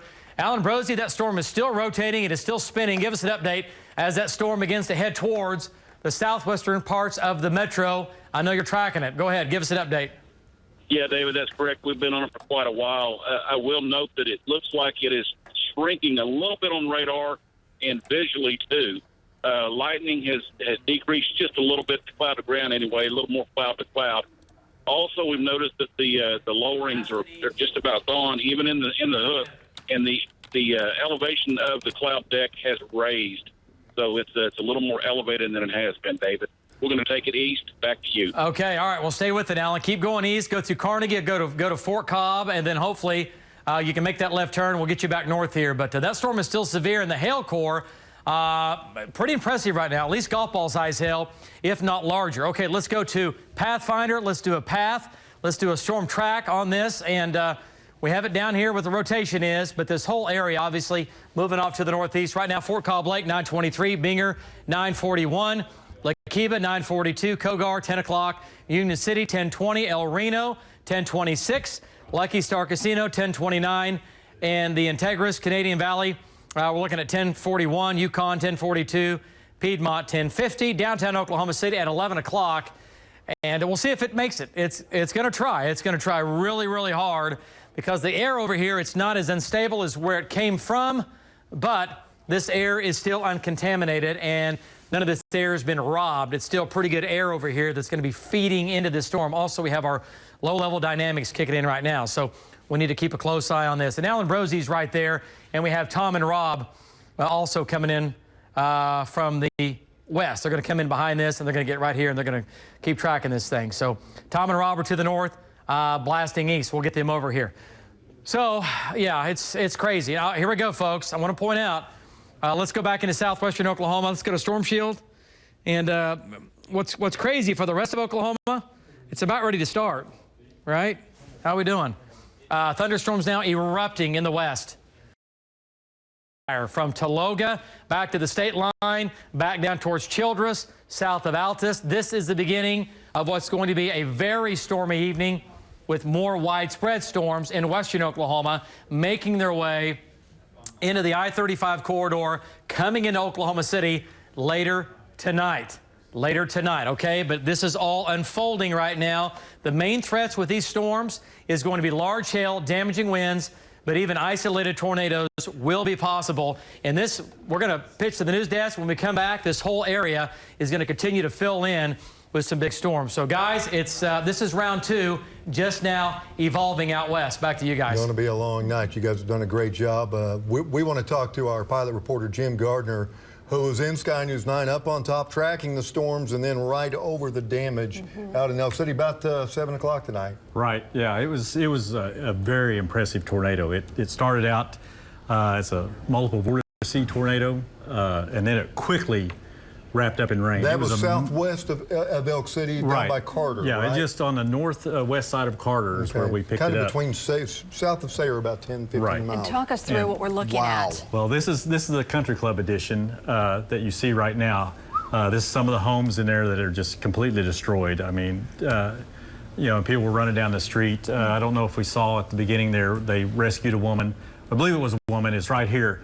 The house, the kind of baby blue house right there. Elk City Fire Department had to jack that roof up. They got a backboard there. They are working to get that person out from under that roof. This is the Country Club edition again.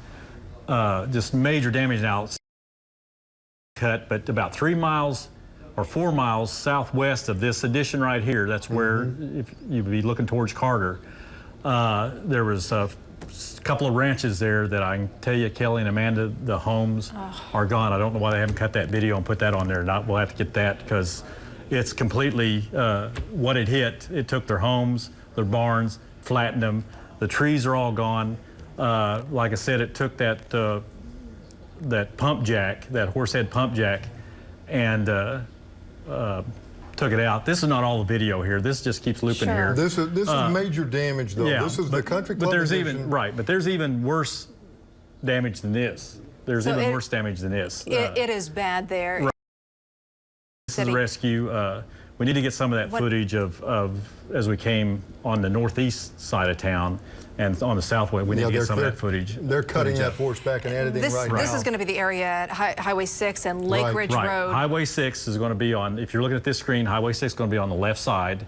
Okay, where the baby blue house was, it's going to be on the east side of Highway 6. Okay. So Highway 6 was shut down from I-40 going south there. That was completely shut down from power lines and everything else. And those are pretty good sized homes. I mean, to have that much damage, they got hit hard. Oh, they did. They got hit very hard. But like I said, when it poured, now the first, and they got her, there's some more video of her coming out on a backboard there, but they did get her out. She seemed coherent.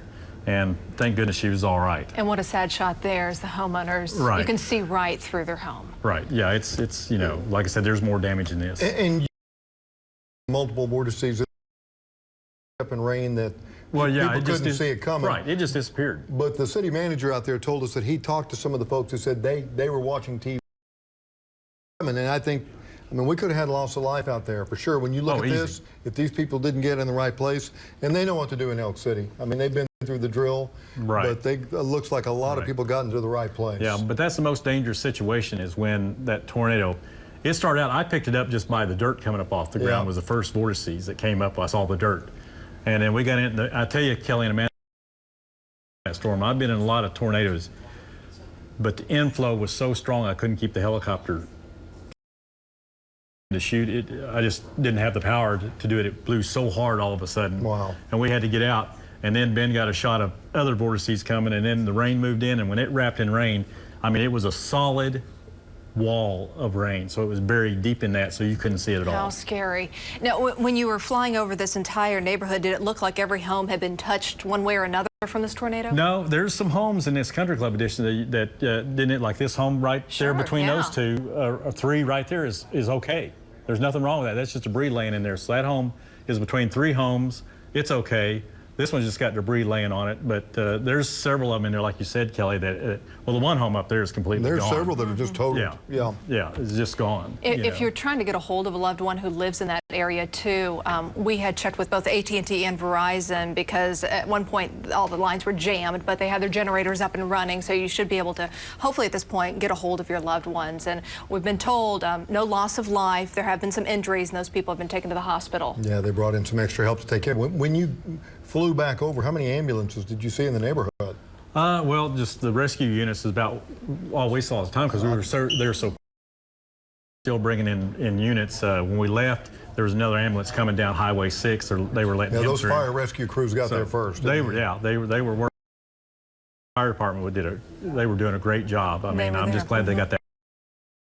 Okay. Yeah, we're very glad about that, and we want to keep you nearby, Jim, because as our editors start to cut more of the video that you've gotten, we'll want to get your insight on what we're looking at. One thing I do want to pass along too, if you know someone, if you are that person who maybe doesn't have a place to go to right now, you can't get to your home, maybe you need a warm meal, the First Baptist Church of Elk City, they've opened up a shelter, and there you can go if you just need shelter or food. You can stop by there. They're calling it a comfort station. It's the Baptist Disaster Relief Team from the Oklahoma Baptist General Convention, and they always respond. They're some of the first ones out there, and they'll get right in that neighborhood tomorrow and start helping people go through their stuff and protect what they can.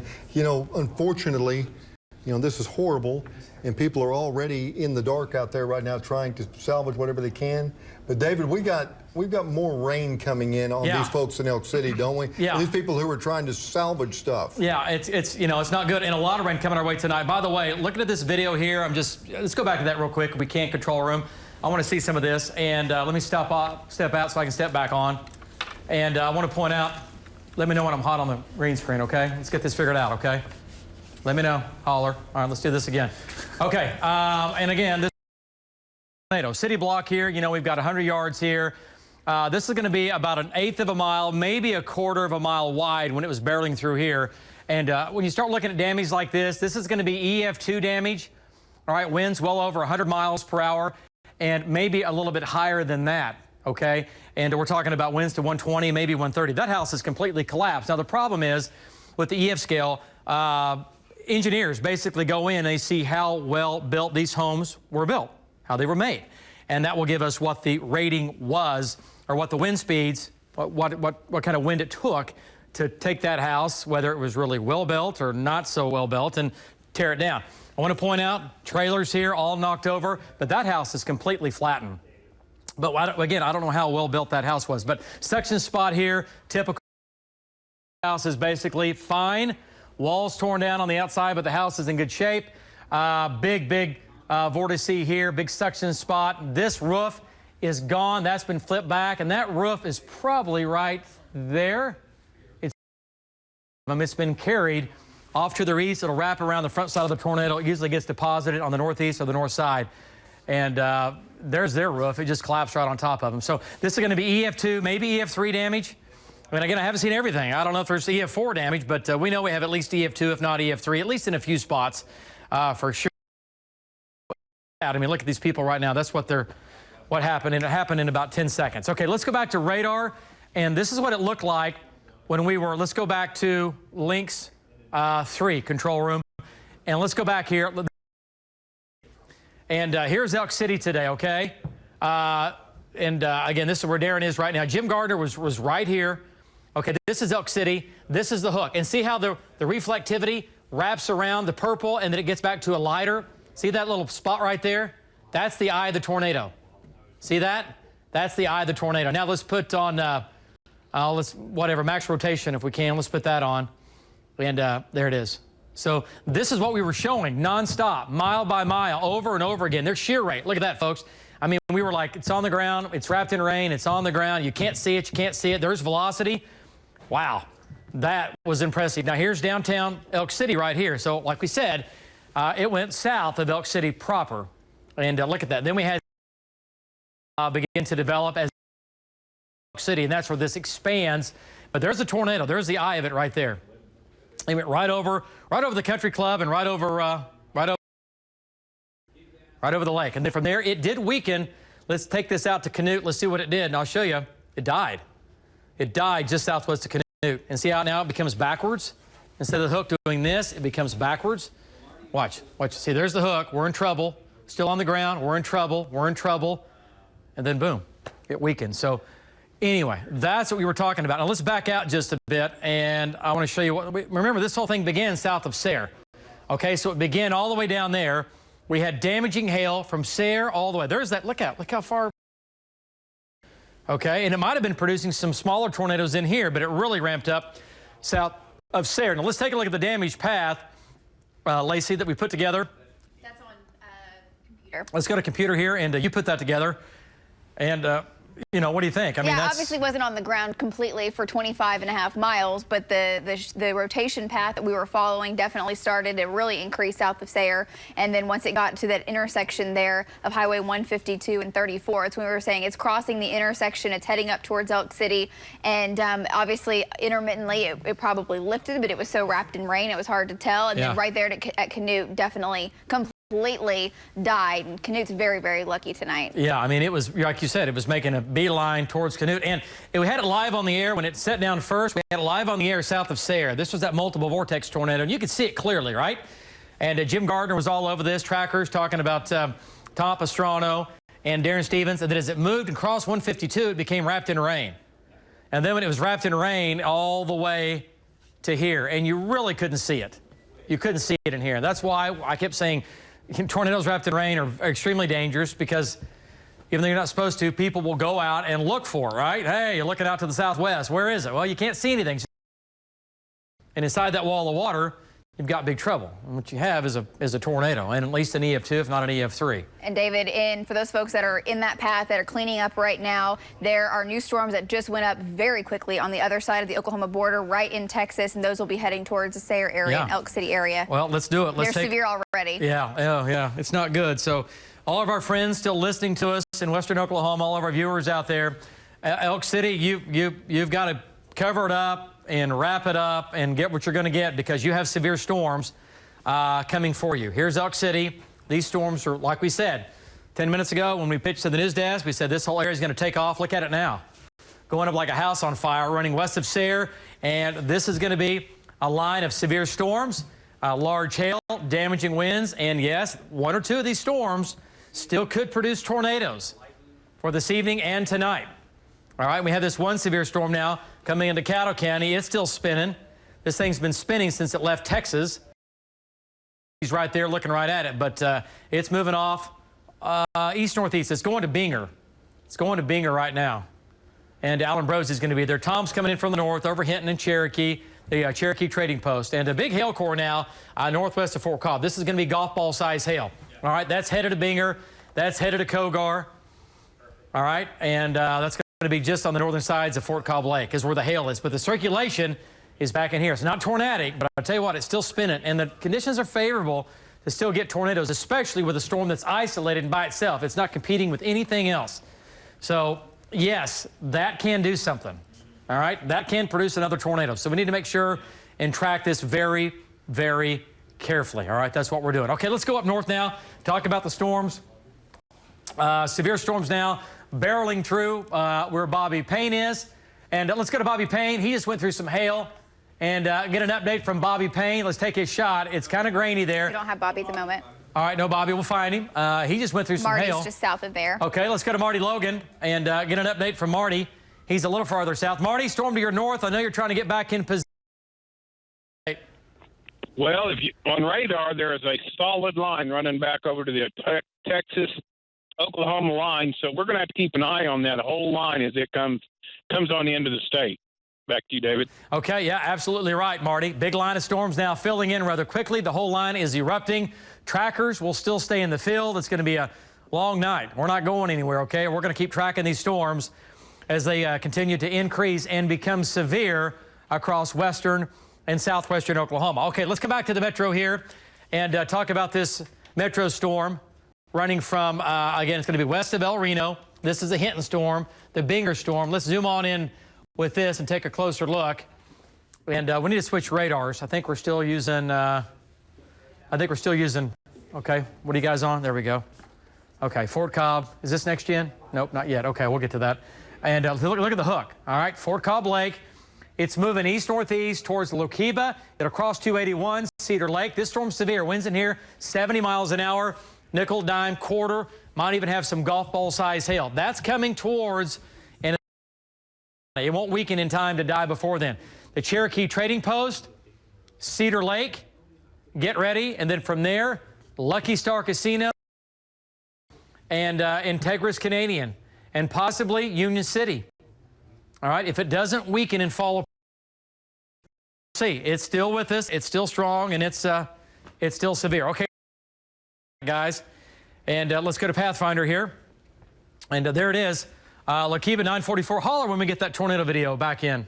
Also, Amanda, if we get that. Yeah, I'll let you know. Okay, holler when we get the tornado video in. I want to show that. 949, 1001, Cherokee Trading Post on I-40, 1008. Kogar 1025, Lucky Star Casino 1048, El Reno 1048, Piedmont 1121, and Yukon at 1123. Jen, is that from Jim Gardner?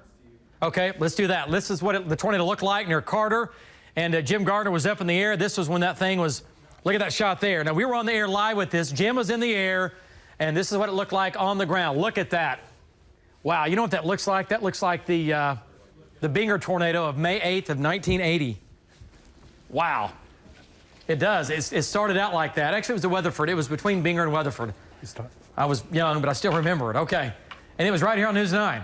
How about that? You guys remember that? That was amazing. All right, Jim, give us an update here. Look at the dust. Look at the wrapping rain. Jim, what are you thinking right here? You were live with that. Give us an update. Well, that's where you saw the beginning of it, David, and you saw the dirt. Now, this is where it's. See, if you look at the dirt, there are several little vortices in there, and then all of a sudden you see the rain curtain will start coming in from left to right there. That went. There we go. There we go. But anyway, it wrapped up really tight here, and now we're back to this, I think, some more footage here. This, I don't know. There you go. There we're we starting go. over. Started, David, and you see the dirt coming up. So that's where I noticed it first. And then it just kept building bigger and bigger, and it got like this. Wow. And this kind of reminded me of May 3rd, 1999. This was really kind of, because that's exactly the way it looked. And you started getting small vortices in there, dancing around, but then you got the wall of water that came in and basically just wrapped around. You see it right there? Right there, yeah.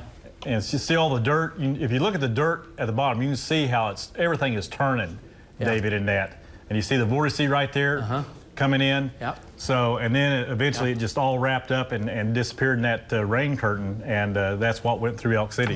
Yeah, it sure did. And again, this is when the cone was, remember, you don't have to have the cone or the condensate all the way to the ground. Trust me, that's a tornado. That hits your house, you're having a bad day, right? And then as it gets stronger, the condensate will fill in. So this is a mix of wrapping rain or rapidly rotating rain curtains and also dust being picked up. This is a mud mess in here. This whole thing right there. Look how fast it forms before your eyes. And again, Jim was all over this today. He was all over this today. And then here's the left side of the tornado. So this set down, folks. This is what set down. This is near Carter. This is southwest of Sayre. This is south of Sayre. And that's over 20 miles away. This one we were live on the air showing you this, saying, hang on, tornado. And again, Jim was in the air. Trackers were on the ground with it live. And this is what continued to get better organized. And then this whole thing turned into a violent tornado. Completely was shrouded in rain. So all it looked like to the folks in Elk City or south of Elk City when it was porch window or porch door here looking out, you know, to the southwest was just darkness. It didn't look like this at all. And again, luckily as of right now, no fatalities. We've had some injuries in Elk City, many homes damaged with heavy damage in Elk City. But right now, look at that. Look at the vortice there beginning to lift and turn. So can't say enough about Ben and Jim up today. And folks, nobody does it like Jim Gardner. Let's face it, this guy knows what he's doing. He's done it for so long. And he's the only one that will give you these shots, I promise you. Okay, I know what I'm talking about here, and I'm telling you, this guy's good. Okay, let's come back to what's going on right now. Let's go back to live, Next Gen Live, and it's going up. Lots of things happening into western Oklahoma, big severe storms, and Val Castor's back out west, Darren Stevens back out west, and a big severe. All of these storms are becoming severe, and they will continue to increase across western and southwestern Oklahoma. It's going to be a stormy night. If you were thinking, hey, the tornado threat's gone and the tornadoes are gone, the storms are gone, and we go to bed, you can still go to bed. You need to keep that phone next to you tonight.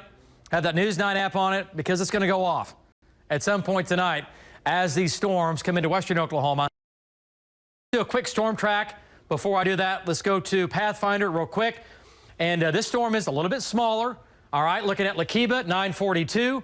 Binger, 948. The Cherokee Trading Post at 1009. Okay, that's right here. Cherokee Trading Post. El Reno, 1046. Piedmont, 1119. Yukon, 1120. Deer Creek, 1135. This, if it holds together, this will stay in Canadian County and maybe as far east as northwestern and western Oklahoma County. Right now, though, it has weakened a little bit in the last 5 minutes, okay? It's weakened some. So we're tracking that. Kelly and Amanda, a lot of storms out west. It's just the beginning. Round 2 will affect more Oklahomans than round 1 as far as wind and hail overnight tonight. Back to you guys. All right, David, and we want to bring folks up to speed on where they can get shelter right now. Yeah, the Oklahoma Baptist Disaster Relief Team always responds quick on the ground. They're in the tornado zone. Tornado hit at 7 o'clock, and they're already out there working. Plus, they've set up a comfort station, as they call it. Sam Porter, who's the director of the Oklahoma Baptist Disaster Relief Operation, is with us now. Sam, tell us what you're doing out in Elk City and in various parts of western Oklahoma right now. Yes, one of our lead teams in western Oklahoma is at Elk City, and actually we have a facility property of First Baptist Church Elk City, and so we partner there with First Elk City, and they have opened a church for people to go. Destruction. Some people have no place to stay tonight, and so they're opening the church, and they'll have people there to talk with them and comfort them and just be a part of trying to next. They'll also have some food available. One of the things we also do is, we have trained chaplains that are, they're not just preacher guys. These and one of our lead guys is Danny Ringer for the western part of the state. He has been with first responders. He's the lead chaplain for Elk City first responders, fire, police, and sheriff's department. And so he's been with them today, and I've talked a couple of times. And so he's been right on top of that. Move very quickly. Also, we have a group we call Rapid Response Team, where David Payne has his guys going in front of the tornado. Our guys follow these so that we'll know what to do when the sun comes up tomorrow morning. These guys follow, and they give me a report going to what kind of damage you're looking at, so we'll know how to plan to respond tomorrow. Sam, what are you hearing from your hearing from your rapid? Well, they're the roads out in western Oklahoma, sometimes they get sketchy. I know some of those areas out there, especially up in the Leedy area, roads go to almost nothing, and so it's really like some of that. But I just know there's going to be, because of a lot of damage across the countryside. There's going to be homes and barns, and a lot of people say, well, it didn't hit anything, but you talk to a rancher that's lost several miles of fence, that is a very big deal. And so we'll be out. We will then follow that with assessors to try to see what we can do to help. And Sam, I know you guys have a chainsaw team, is that right? And you guys have gone out before to help cut up debris. That's correct, yeah. Working, the storm that hit the day before the marathon in Oklahoma City, I've had guys, 3 chainsaw teams on the ground every day since then, working across the older part of Oklahoma City, and these large trees are down. They're still working. One's doing flood relief in Arkansas, one's doing flood relief in Missouri, and then we're covering the ranchers that lost so much to the wildfires. So we're scattered to 4 areas before this one showed up tonight. Yeah. But anyway, thankfully, and Kelly, you know this, we have lots of volunteers scattered across the state that'll just step up and help, and so we'll be seeing what we can do first thing in the morning. No, you will. And Sam, we're looking at exactly what you were talking about. We've seen the neighborhood, the Country Club edition out at Elk City, where we have a lot of damage that is just magnified right there in one spot. And now we're seeing some of the rural places, the acreages that we might not have known about if it hadn't been for Jim Gardner. And some of them are just demolished. Some are fences down, as you mentioned. A lot of trees that are stripped and limbs everywhere. Yeah, it's going to be more than, I mean, this thing's going to be several miles long. I mean, it's a cross-country tornado. And so, you know, people need to pray for these folks and pray for our volunteers that respond. We will work very closely with Albert Ashwood's teams. The first, we work with them hand in hand, know exactly where the most greatest needs are. So, Sam, we just appreciate you guys' coverage. Absolutely. Come to the shelter yet tonight? I don't know, but I'm sure they are, because, I mean, it just opened, you know, I'm still in Oklahoma City, but I've been communicating with these guys. They're chasing the tornadoes from behind, and then the ones that are working. But it's open, and they're ready for people to come, but I'm sure there's already people there. And Sam, I know none of this stuff happens for free. It costs the Baptist General Convention money to support these fellows who are, and women who are out in the field helping. And I'm looking at your website, and is this the best place that people want to do something? Oklahomans always want to help, and most of them won't be able to go out to Elk City and help, but they might want to kick in 10, 20, $100 or something like that. Is the best address for you guys okdisasterhelp.org? Just one, they can give online. Church, local Baptist church in their community, because without them, we couldn't pull this off. You bet. Thank you guys for your help. Sam, thank you. We appreciate your time. All right, God bless you. We are just getting word from the Elk City Fire Department with an early estimate of the damage to homes there. Right now, they're estimating 20 to 30 homes have damage. How does that sound to you, Jim? You had a chance to look from the air. Well, it's pretty close, but like you get in the rural areas, and like I said, there's some homes that are just completely gone. Yeah. We still haven't got to the video. You have to ingest a lot of video, so that's why it takes a ride. This is northeast of Carter? Elk City. It's the south end. I'll say so. It'll be southeast of Elk City. This is the east-west road coming out. Right. I think I can't remember the county road name, but all the trees that follow that road right on top of that road, and just all the trees are just twisted like this, and homes are gone and barns are gone, and you know, there was a lot of manufactured homes, so exactly how many there are. That's a tree. That's a big tree right in the middle. Yeah, it fell right in the middle of that gentleman's place. So there's still a lot more video, Kelly and Amanda, that's southwest of there. Like I said, where the homes they're just gone. 20 to 30 may be in that Country Club edition, but it looks like they may be lowballing it intentionally. That they're probably more out across the countryside. It's tough. Sure, absolutely. You know, I mean, they're rescuing people. They're still trying to make sure everyone's okay. Right, and you know, they're contacting relatives and making sure everybody's okay. But yeah, when it's all said and done. That's a shame. We've also been calling to check on any injuries, because when we talked to the city manager earlier tonight, about an hour and a half ago, he said people were injured and they were taken to the area hospital. Hopefully it was just to get checked out. The state emergency management department right now, they've not been notified of any injuries or fatalities yet. That doesn't mean there haven't been any. Maybe they just haven't gotten word yet. So as soon as we hear of anything like that, we'll be passing that along as well. That's what blew through Elk City at 7 o'clock tonight. It was a tornado, and it was wrapped in rain. If it hadn't been for TV coverage, these folks would probably not known it was coming because they couldn't see it. Storms are still going out there. They've weakened quite a bit as they approach the central part of the state. But David, they're still on the radar. Yeah, and the tornado threat, it is still with us, guys. It's lowered a little bit here. Let's stay on the video here just for a second. And some of this video I have not seen yet, and some of the viewers may not have seen it. Let's watch this one more time. And yeah, I mean, look at these big. I mean, these are 60, 80-year-old trees here. Big trees, 3 and 4 foot diameter, toppled over, snapped off. And again, that's what a large, wide tornado. I mean, folks, we're talking, this is a quarter to a half mile wide, maybe a half mile wide tornado. And it was not what we call a grinder as far as cleaning the earth clean with just everything gone.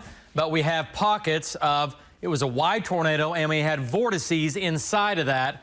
doing damage sporadically. There are areas that are by far worse than others. There are areas where a home or two is just about gone or heavily damaged, and the home next door is not. And look at the width here. Look at the width here. You know, we're talking, there's a quarter of a mile between there and there. I mean, look at these trees all toppled over and just shredded. So, yeah, this is amazing. This is, again, south sides of Elk City. And then it began, look at that. I mean, wow, that's impressive. And look at the trailers. I promise you, those trailers were not there when this whole thing started. Heavy damage on the barn. The good news about the house, by the way, that house has been there probably, what is that, 70 years? Who knows? Been there a long time. And we were talking earlier about the last tornado that Elk City had of this magnitude. We got to go back. I was thinking about this because I chased it. That was October 9th of 2001. And that was an EF3, EF4 that developed on the north sides of Elk City, north of the Loves, on the north side of town, and then went from there over to Butler and Foss Lake. And that was an EF3, almost an EF4. That was October 9th of 2001, since we've had, again, a tornado this strong in Elk City, all right? So anyway, from time to time, bad things happen, you know. That's just the unfortunate part of, you know, of springtime, and we get these kind of events. Now, more damage there. Okay, so let's go back to what's happening right now. We don't have any tornado warnings in effect, okay? Severe storm now coming into Canadian County. It's one storm. It is still severe. And looking at Tom's video here, we need to, and I know we've recorded plenty of Tom's video, but we need to make sure that if we don't have this, we need to get it. I'm just looking at his stream coming in. Okay, so this storms beginning to light up. Payne back to Marty and Dewey County, back into western Oklahoma, all the way back to Shamrock into these. And then new severe storms developing from Altus into Texas. And these are all going to be developing and expanding for the rest of the evening and also into the overnight hours. These will be coming to the east, and eventually they'll make their way into the I-35 corridor. But let's go to Links 3 here. Let's go to Storm Shield. Back up. Let's go to Links 3 and take a look at, Lacey, what you were looking at here. And wow, look at there. Dempsey, Sweetwater, Eric. This whole line's going to go severe. Damaging winds, large hail. The tornado threat is lower now.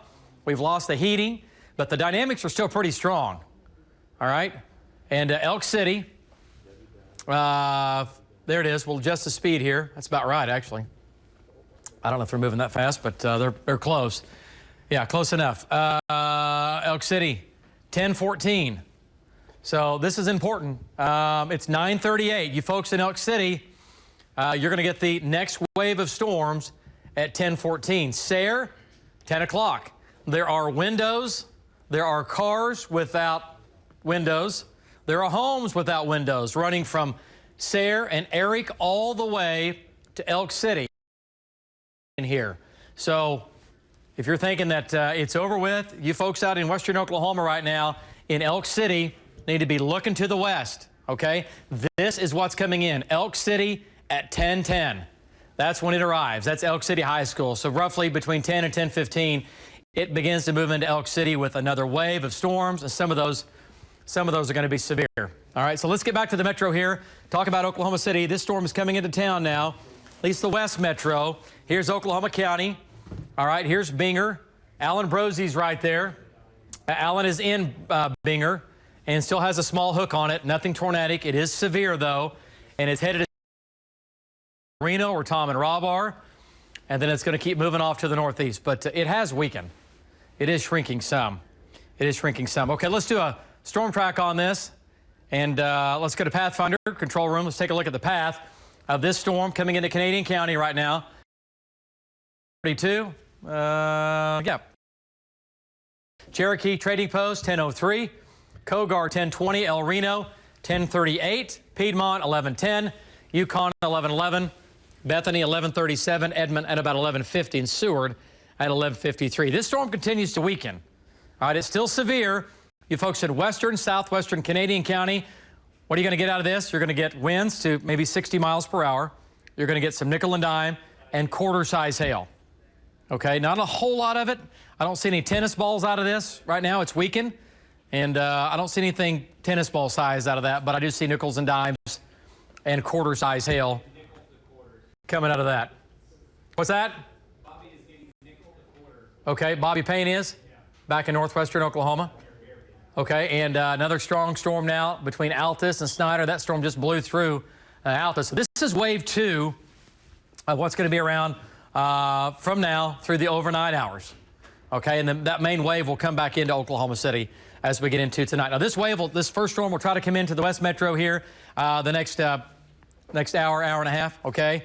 And then this whole line is going to fill in and come east overnight tonight, all right? But it won't come into Oklahoma City, this main line, until, 1, 2 o'clock in the morning, all right? So it's going to be a long night, all right? And we're going to have, again, these storms are all going to be severe. Some of them will be severe off and on as it comes in from the west, okay? Let's go back to the, I'll tell you what, let's check in some of the trackers here. Let's go to Alan Ambrosi, and he's out ahead of it. Let's see what the storm is on your bumper. It's right behind you, still severe. It has weakened some, but you are now in Binger coming into the Southwest Metro. Give us an update. Yeah, David, that's correct. We're back in the precip right now. Light rain falling just north of Binger.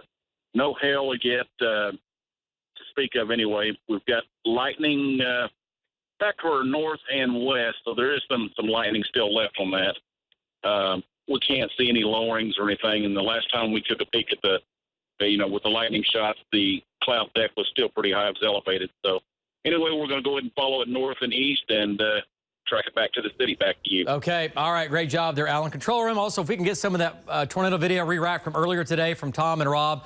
Let's take weather 115 right now. This is Tom's shot. He's replaying it back. If we can take weather 115, this is Tom's video from earlier today when this whole thing was beginning to develop. And look how fast this is rotating from right to left.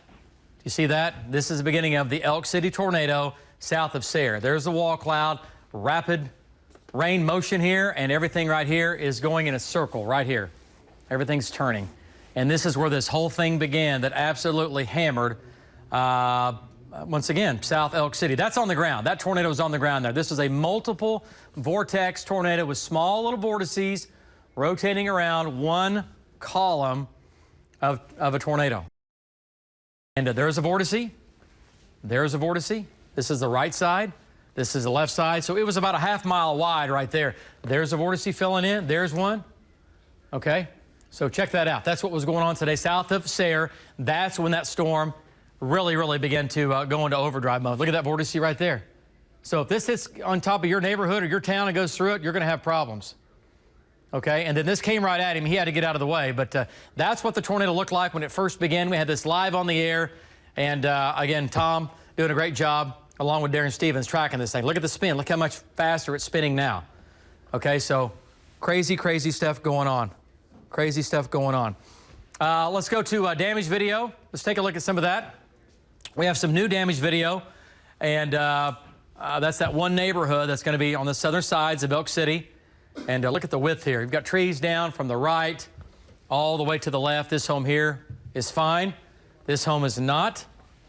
And we always talk about when you live in a two-story house, why you want to get off the second story and get down to the first level. Well, here's why. I mean, the second floor, you're going to have problems. Look at there. I don't know what that was. Looked like some kind of a house or something. Here's some new video. Now, here, look at this, folks. That is taking heavy damage. Okay, the roof's completely gone. What happens is the roof goes away and then the walls. You were over this again. You tracked the mile minute by minute. You swung back around and now you're over this and strewn to the east. And tell us what you're thinking when you're checking that out. And pretty significant damage there, Jim. Well, that's right, David. And this is southwest. This is right where I believe it finally touched down. Is these areas right in here and. Really, this home is significant damage, and there's some that are completely gone, and it's a very rural area. So, that's what I kind of always worry about. We always talk about the damage in a really populated area and everything, but this is what kind of bothers me sometimes is where the tornado set down way out in a rural area and the people that have lost pretty much everything out in these rural areas and stuff, and if they're okay. So, again, it was just a violent. And we still haven't seen the video of that pump jack, that horse head pump jack, because that's just, I've been in a lot of tornadoes and I have never seen one of those pulled out of the ground and laid over. And that takes a lot of force. But now you're looking at, this is like looking back towards Carter, southwest of Elk City, and you can see that what it's hit, it is completely taken pretty much. And you see the dirt ground up there, big buses just thrown around. We'll have some more video too of a salvage yard where it took all the cars, basically destroyed their offices. Their offices are completely gone. All you could see was the footing, but it piled all the cars up, moved them and just piled them all up and threw them around. It actually took a large bus and threw it about a quarter of a mile from where it was and landed in it and just destroyed it. There's the pump jack right there. Wow. So now, to take one of those things and blow it over takes a lot of force. And they're right there at the bottom, there on the bottom of the screen, that's where the building was. And now you can see all the cars just moved around and piled up on top of one another. And you can see where they were. You can see where they were resting and stuff. And there's the bus. That's where it took the bus. And that's a long ways from that salvage yard there, but then that's just back to where we came back to where the woman was being rescued. There's a lot of damage. So there's a lot of damage. So. Well, just heard from Lisa Monahan, who interviewed the Elk City incident commander there on the scene, and he unfortunately is saying there is, of course, multiple injuries. He said it was very difficult too to get to the people who were trapped because there were power lines down everywhere, and there were even some people who were trapped in a vehicle, and they had a real tough time being able to get to them because of those power lines. Right, being it down. took down a major power line. It took down the double pole, a major line. It took it completely down, just chewed it off. And so, yeah, you don't want to be dealing with that stuff when it's on the ground. Yeah. Red Cross did set up a shelter as well. They set up shelter at the stockyards in Elk City. So you have the Red Cross there at the stockyards, and you have the First Baptist Church of Elk City. They've opened up a shelter there for anybody who's displaced tonight. You know, look at that horse down there. I can't tell if that horse is injured we were or kind not. of worried about that horse there, Kelly. At first we thought he was fine, but I'm not sure. He wasn't moving too good. No. And I hope he's all right. Somebody got to him. But, you know, let's just, you know, Kelly, we've seen a lot of this and stuff, and it really always amazes me about the people of Oklahoma, how quickly they come together without being asked. Oh, yeah. All right, they just, the people opening up their homes, and everything for people. It's just great. And not just for a day. I mean, not for a day, no. For the long haul until they put it back together. Right, until they put it back together. And that just shows you the strength of the Oklahomans, man, when something like this happens. I do have some sad information to pass along. The Elk City Incident Communications Officer who I was talking to, Danny Ringer, he does say that one fatality did happen in the county near 152 and Highway 34. Okay, that's down by Carter. Okay. That's down by Carter. So we'll be getting more information on that, but so it sounds like maybe one fatality. We have some video, to Kelly and Amanda, of 152 and it was packed with cars when it crossed the road. You might have hit a car. And I was really worried about that because that's right after it formed, wrapped in rain, and we were sitting right east on 152, and it came right across the top. I got to tell you something. I heard the Sayre Police Department saying at that point that they had a bunch of people on spiders, those three-wheel motorcycles, like 50 or 60 of them headed toward that intersection. Oh my! And that's what's scary, especially people from out of state. They don't know. And they don't. And like you said, Jim, I mean, with the tornado itself, it came to a point where you didn't. Yeah, and see it. I don't know if you heard that or not, but Amanda, you want to update David on? Right, we're hearing that one person did die in the county near 152 and Highway 34. This is according to the Elk City Incident Communication Officer, Danny Ringer. Yeah, that's where it crossed. And we have that video, David, of when it crossed. Yeah, it was wrapped in rain. It was wrapped in rain. It was getting wrapped in rain at that point. Right, and it was, I thought, oh no. Why are they cruising there? Right. Yeah, we don't know that it was one of those people. Oh, okay. We just know someone in that vicinity died. Yeah, that's horrible. The Beckham County Sheriff should be able to give us some more information, and Lisa Monahan is right there. She's been talking to them, so we'll be talking with her coming up in a few minutes. Well, we continue to look at all the video that was shot by Jim Gardner and photojournalist Ben Smith. Hey, help me here. And Okay, let me incredible. also say they are doing a second search right now. They've, of course, completed that first search, but now they're going home to home. They think they have everybody accounted for, but I remember with the last big more tornado that they would spray paint on the homes, and they spray painted 2 X's in different colors, so they knew that one's been checked, and now it's been checked again just to make sure. But again, they're doing that. 24,000 people just right now without electricity right now in the Elk City area David? as well. Yeah, well, you know, a lot of people in the dark, and they're going to be in the dark for several days. I mean, no doubt about it. I mean, it's going to take days and weeks and months, really, to get this place back together. Let's go to the weather computer here real quick. And we got this picture sent to us. We've had many, many pictures. Please, if you can, thank you so much. If you want to keep sending them in, video, whatever, we'll put them on the air. And this is from Cheyenne Huber in Elk City.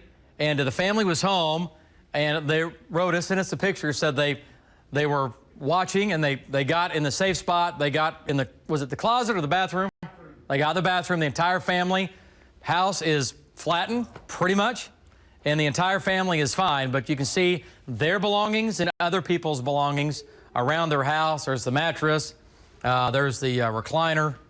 I mean, it's just a mess. The whole house is just about gone and collapsed on top of itself, but they were probably back in here, and that's what happens. That's why you go to the center part of the house, lowest level, everything collapses around you, except that little box that you're in, whether that little box is a bathroom or an interior closet. That's where you have to go, okay? And that's what they did, and they're all fine. Their house is not. They've lost everything, but you know what? They're all alive, and their family is still intact, which is so important. So the latest is we've had that one fatality that was down there south of Sayre. So today it's already sad enough, and now we're getting even, a little more sad here with the one fatality report. South of Sayre. I remember talking about that intersection on the air, 152 and 33. And anyway, that's exactly what happened. So we were saying, you know, it's crossing the intersection right now, and it sure was. And it was beginning to get wrapped in rain. It was getting wider. It was about a half mile wide and getting larger and wider. Okay, let's stay with the computer, though. Let's go to Storm Shield and look at what's going on with the storms. We have that one severe storm coming in Oklahoma City. We have other severe storms running from Fairview back down to far western Oklahoma, eastern Texas Panhandle. Those are moving northeast. Other strong storms now coming in on Hobart. Other strong storms into Texas, south of the Red. But here in Oklahoma City, let's zoom on in, guys, and let's talk about this Oklahoma City storm. And going to have nickels and dimes in here. Alan Brosey is north of it, and Val's coming in from the west. And Tom and Rob are right here coming into El Reno from the west. But it's still severe. It has weakened a little bit. And let's jump into the storm now. Let's go to Alan Brosey. Alan, you went right through the storm. Tell me the hail sizes and what kind of wind did you have just a few minutes ago? Yeah, David, we probably haven't had anything over 35 miles per hour. And we've gone all the way through that storm. No hail, a lot of heavy rain, a little bit of lightning. And right now we're on the north end of it. We've dissected the storm right through the middle of it, and we're on the north side of Hinton right now. And we're going to take it back to the city. Back to you, David. Okay, good job there, Alan Brosey. So stay with it here. We'll bring this in from the southwest. We'll bring this into southwest Oklahoma City, into Canadian County and southern and southwestern Canadian County. Alan Brosey's right there again near Binger, and that storm is still severe. Let's do a storm track on that storm, guys, if we can, and bring this thing in. And here it is. This is Canadian County. All right, this is going to be the West Metro. This storm is severe right now. Nickel, dime, maybe quarter-size hail with that would be the largest hail with that. And there's your storm track. We'll update this. And let's lose some of these schools. Let's put the big cities on. And wait for it. There's one. El Reno at 10:39. And we'll keep take it out for an hour and a half or 2 hours. Now we're cooking. All right. El Reno, 10:39. Yukon, 11 o'clock. Bethany, 11:16. The Village, 11:31. Edmond, 11:46. Frontier City, 11:46. And Cedar Valley at about 11:51. Arcadia, just after midnight tonight. And it has weakened some, but I think the brunt of this will stay West Metro, North Metro, talking about Edmond, Bethany, West Oklahoma City, Deer Creek, and back into Piedmont to El Reno. I think it'll stay to the northwest. Other severe storms. Let's jump to the north here, guys. Let's talk about Major County. Storms up here. Let's zoom on in. Let's go back to Storm Shield. And here's the Canadian County storm, headed to Cherokee Trading Post, headed to Calumet, headed to El Reno. All right, and up north, big storms here. And I tell you what, Cassie, hit reflectivity one more time. Let's clean it up. There we go. Okay, Jet to Nash to Helena, severe storm here, and then we get a break, and then Bobby Payne's on this storm, and this is pretty intense hail now east of Cleo Springs coming into Ringwood. You folks in Ringwood, that's going to be at least quarter-size hail, okay, coming in from the west. That's some big hail there. All right, and then the storms a little farther west, not quite severe. Marty Logan is back to sealing, but we now have severe storms going on in Camargo, back to the southwest. Let's keep going here. Let's jump back into southwestern or far western Oklahoma, excuse me. From Roll to Strong City to Cheyenne to Radin to Dempsey, back to Sweetwater. And then from there, all the way back through Texola, Eric, and Shamrock. This whole line now is severe. Damaging winds to 60 to 70 miles an hour. Nickel and dime, quarter-size hail. And again, going to have damaging winds with that. Another strong storm down near Hobart, not quite severe. Moving northeast and also north of Binger. A severe storm there going on coming into southwestern Canadian counties. So a line of severe storms increasing. And then we also have this one storm now coming into Canadian County and another storm, again, just south of Hobart. All right, let's jump into southern Oklahoma here, southwestern Oklahoma if we can. And there's Tom's video. Are we recording on Tom's video for, okay. Has all that been put together? Just asking, Cassie? Okay. Need to make sure there's a montage of all that tonight? Okay. Okay, so here we go. Snyder, this storm is not quite severe, but we're getting close to it between Hobart and Snyder, moving northeast. And pretty big core in here. Going to have a lot of heavy rain, gusty winds, not quite severe yet, but it's working on it. Let's go a little farther south into Texas, or at least down along the red. One severe storm south of Quanah, south of Vernon, and these are going to be coming back into, well, Frederick, Snyder. So there's going to be a lot of rain overnight. We might have some localized flooding, and these storms will be severe from time to time as the night moves along. We'll probably have another watch in effect. Probably will be a severe thunderstorm watch that will be in effect after the tornado watch expires at 10 o'clock tonight, okay? We'll have to wait and see. But from Binger up to and just west of El Reno, and then east and south of Hobart, severe storm there, almost severe, moving off to the northeast. And not quite severe, we are watching that, but the big line going on out west. These come in Oklahoma City, but it's going to be late tonight. This storm will come in early, and these will come in, they'll turn into a line, make their way east, but not come into Oklahoma City till well after midnight and 1 o'clock, 2 o'clock in the morning before they get here. So a lot of storms going on, a lot of severe storms coming into Grant County, west of Bobby here, that one severe storm. And these are all producing, again, going to be nickel and dime to quarter-size hail, winds to 60 to 70 miles per hour. And then from El Reno back to the southwest, and then from Hobart down to Altus with that line. So multiple lines here developing right now. All right. So that's what's going on currently. So again, we have a lot of storms out there, no doubt about it, and they will continue to increase throughout the night. So we're going to be here. We've been here all day today, and we'll be here tonight, keeping you updated as we go along. Guys, a lot of storms out there, and they're just going to get more frequent as the night moves along. Back to you guys. All right, David. We understand we have Governor Fallon on the phone with us right now. Governor, what are you hearing? What are you hearing from your folks in the Emergency Operations Center and out in western Oklahoma at this point? Well, the Emergency Operations Center is up and running, and what we're hearing from them is the initial reports are that we've had somewhere close to 20 to 30 homes and businesses that have received substantial damage, some reports of injuries, and we're still trying to get a head count on that. There are power lines down, as we have seen, and there are damage assessments underway, and certainly first responders on the ground. And there is an American Red Cross shelter that is opened up at the First Baptist Church to take in those families that have lost property. And of course, as you're watching the weather, as I am, we want to make sure that the people that are there going through the rescue efforts and looking to make sure there aren't any people in those homes and buildings are safe as this next possible round of storms may come through that area. Governor Fallon, do you have any plans tonight or tomorrow to do anything to help these folks there? Well, absolutely. I'll be talking to our emergency management as we continue the evening through the storms, and we're not through yet. We got storms throughout the state, but I'm sure we'll be preparing an emergency declaration tomorrow to allow the process to begin to apply for any type of federal aid that we may be qualified for, and also to help with equipment that needs to come through to get the power back on and certainly to remove the debris. Governor Fallon, we appreciate your time tonight. Thanks so much. I'm sure we'll be talking in the days to come. Been too many of these, I know. That's well, good. I'll thoughts and prayers are with the folks out there. Absolutely, Governor Mary Fallin tonight. We want to let you know you're watching News 9 at 10 o'clock. It's been a busy evening. And we are continuing our coverage. Unfortunately, now we are talking about a deadly storm, a deadly tornado.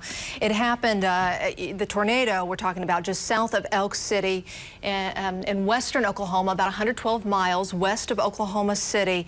And we're starting our coverage there tonight. Absolutely right. As you look at some of the aerial shots from Jim Gardner and photojournalist Ben Smith, we want to go over to meteorologist David Payne, who's still tracking the storms. This is wave one that they've been telling us about. They told us yesterday this would be very dangerous, and then there was another wave coming in behind it that would reach the metro area. David? Yeah. Would you update us? Well, here's the deal. Yes, we have wave 2 now, and this is beginning to develop over the last hour or so. And this is going to be a line of severe storms. The main threat with these storms will be large hail, damaging winds. There is still a tornado threat. It's not as high as what it has been throughout the day today, but we're still going to have at least a low-end threat for maybe a couple of tornadoes here through the overnight hours. And it's because we still have our major powerful storm system swinging into Oklahoma right now. And look at the storms going up. I mean, they are ballooning up right now, running from west of Enid back down to, and again, just west of Eric and Sayre into western Oklahoma. This line is moving northeast, but it's going to get a push east. In Elk City, you're going to get more storms tonight. You're going to get rain. You're going to get heavy rain. You might get a little more severe weather, mainly in the form of wind and hail. All right, so thunderstorms taking off. Now let's zoom on in. Let's go out west. Cheyenne to Leedy to Morewood. This whole line is severe. Winds in here 60 to 70 to 80 miles per hour. That's right. Winds gusting to 80 possibly. And nickel and dime and quarter size hail running from Leedy all the way back down to Eric. And these will continue to fill in, push to the northeast. At the same time, they'll make their way to the east towards Elk City, towards Clinton, and then another storm, not quite severe, east of Hobart. It's getting a little stronger. We're tracking that. That's going to head up towards and just east of Cordell. And we have that one severe storm now north of Binger coming into southwestern Canadian County. Let's go a little farther north, though, before we jump to the metro. Up into Fairview, this is going to be Major County. Big storm here east of Fairview. And this storm is right over. Bobby Payne's been in the thick of it here the last couple of hours. It's going to head off to the northeast towards Medford, Pond Creek, Enid. Eventually, yes, you will see storms coming in from the west. And each one of these storms, at least in this front part here, currently severe. Winds to 60 to 70, maybe some gusts close to 80. And nickel and dime, a quarter size hail. We get kind of a break back here where Marty Logan is. And then we get more storms developing again from Leedy back to Cheyenne. Okay, let's come back to Oklahoma City here and talk about the storm in the metro. And here it is. All right, coming into the Cherokee Trading Post. It continues to weaken, which is great news, but we're not through yet here in Oklahoma City. But it's having a hard time crossing I-40. It will, and right now it's moving more northeast than it is east-northeast, okay? So Calumet, Okarche, Cherokee Trading Post, keep an eye on this. It is still severe. This is going to be El Reno to the west, and right now this will stay in the far west metro, as I think it's going to track to the northeast, maybe as far east as Cashion and Piedmont. But it's definitely lifting more of a north now, and it's doing that because it's becoming elevated and it's weakening, and it's getting caught up in the flow. So it's going to try to lift a little bit more north than northeast. Okay, let's go back into southwestern Oklahoma. Quickly talk about the storms down here. And again, Hobart down to Snyder, and then from there back down towards Altus. And this storm not severe, but it's getting stronger. Then we have more severe storms in Texas. So this whole thing is just beginning to develop. If we have the tornado video from earlier today, let's kind of take a quick look at that. And this is near Sayre, south of Sayre, multiple vortex tornado. This is when this whole thing began with this one storm south of Sayre, multiple vortex tornado, about a half-mile wide from left to right. Trackers were all over this. We brought this to you live on the air. Jim Gardner was up top, and this is how the Elk City tornado began. It began about a half-mile wide, and it was visible. We can clearly see what's going on with several vortices in here. They became stronger. They, again, they started to be wrapped up in rain. That began to happen, and this whole thing turned into just a big wall of rain with a tornado on the inside of it. And look at the thing here, beginning to really wrap up tornado. There's a vortice there. There's one there. There's one there. There's vortices all over the place. Multiple vortex tornado. Look at that, folks. And there you go. And that is what went into the southern sides of Elk City. So again, storms out west coming back into Elk City over the next hour to hour and a half. They'll come back in from the west. Another update coming up. Guys, back to you. All right, David, we'll talk to you in just a bit. Also tonight, we want to pass along, we have learned Elk City Public Schools will be closed tomorrow. They've only got a week of class left. They're going to be closed tomorrow, to, I'm sure, to fix up some of the damage that they have. Most of the damage was south of town, but there's a big hailstorm that went through there, too. Teachers are asked to report, and staff asked to report to their locations at 9 a.m., so they will be working tomorrow. And there's going to be a lot of people picking up tomorrow and throughout the night. Our News 9's Lisa Monahan has been in Elk City throughout the evening. And, Lisa, you are learning more information as well about the person who died. Yeah, heartbreaking news coming out of this command post here at the Elk City Stockyards tonight. I am joined by Elk City Fire Chaplain Danny Ringer. On any normal Fire Chaplain tonight, you are actually serving as the public information officer to pass along important information to residents here. And tell us what's going on right at this moment. Currently, we have approximately 6-7 fire departments: Oklahoma Highway Patrol, Beckham County Sheriff's Department, Roger Mills County Sheriff's Department, and we have multiple agencies that are going through the neighborhood of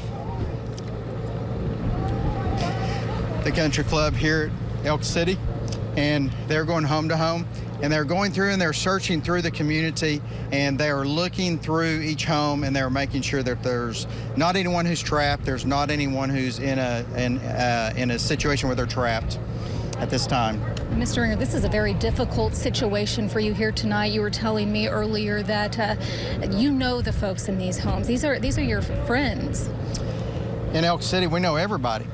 And so the firemen, they're looking through these homes, and when the tornado came through, multiple vortex tornado, difficult to get to these homes because power lines were across the roads, multiple 911 calls, and it was a difficult situation because you're thinking about these locations, whose homes, who lives where, and the fire department knows this, but you can't think about that. You have to go and respond to these communities and to these homes, and that's what firemen and policemen and people do all the time, and that's what they did. They responded in an excellent way. And right now you're saying approximately 20 people injured tonight? We had approximately 20 people that were injured. We have one fatality out in the country in Beckham County, approximately in the Highway 34, 152 highway area, possibly near Merritt Road. At this time, we do not have a name, so we do not know that information at this time. Mr. Ringer, we appreciate you taking the time out to talk with us tonight. We're going to continue to be out here following this for you tonight and bring you the very latest. We'll send it back to you at the studio for now.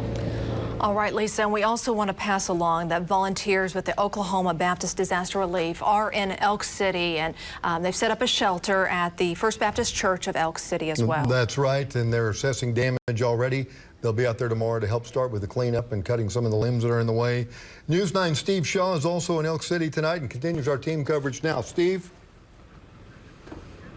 Kelly, we're actually across the street from Lisa and her crew. I'm with Police Chief Eddie Holland and City Manager Lee Luttrell. And Chief Holland, at 4:51 this afternoon, I texted you and said, hey, it may be coming, and it came. It did come. Of course, the whole city was glued to the news channels, watching the radar, and this thing developed and came after us. And you feel like there were two different funnels over here? Well, we were watching one up around the Cheyenne area going up northeast, and then this one developed, come across the state line and tracked across Sayre with all that hail, and then hit the Merritt area and then tracked on into the southern edge of Elk City. Advice for residents tonight? Well, of course, stay out of the affected area. The mainly affected area is the golf course area, the Lakeview addition down in there, probably, I'm going to guess, over 100 homes damaged. It crossed Highway 6, hit all the oil fields down there, about a half a mile width track, and then destroyed another smaller housing addition on the east side of the street. Well, Chief, thanks for talking with us. Just talk to the city manager real quick. City manager, I dropped my pad on purpose because I was hoping to. What can you tell us? What can you tell residents tonight? Well, we appreciate their concern and their willingness to help, but they need to stay home. Like the chief said, stay out of that area. PSO is working on getting all the electrical lines killed so that we can get back in there and do another house-to-house search to make sure no one has been missed. We have numerous light towers being brought out. We've got our fuel trucks coming out. We'll have a bus out there. We still have people in their houses. but we'll be able to transport those people into the First Baptist Church that is willing to house those people. Do you have any guesstimate on injuries, real quick? I do not. Okay. We just had a couple that we knew of, and that's all we've heard of. Thank you very much. Thank you. We appreciate you coming out. Okay, live on the scene on the story in Elk City, Steve Shaw, News 9. Steve, thank you for that. Of course, as people clean up, they do need supplies, and we heard a little bit more from the city manager tonight.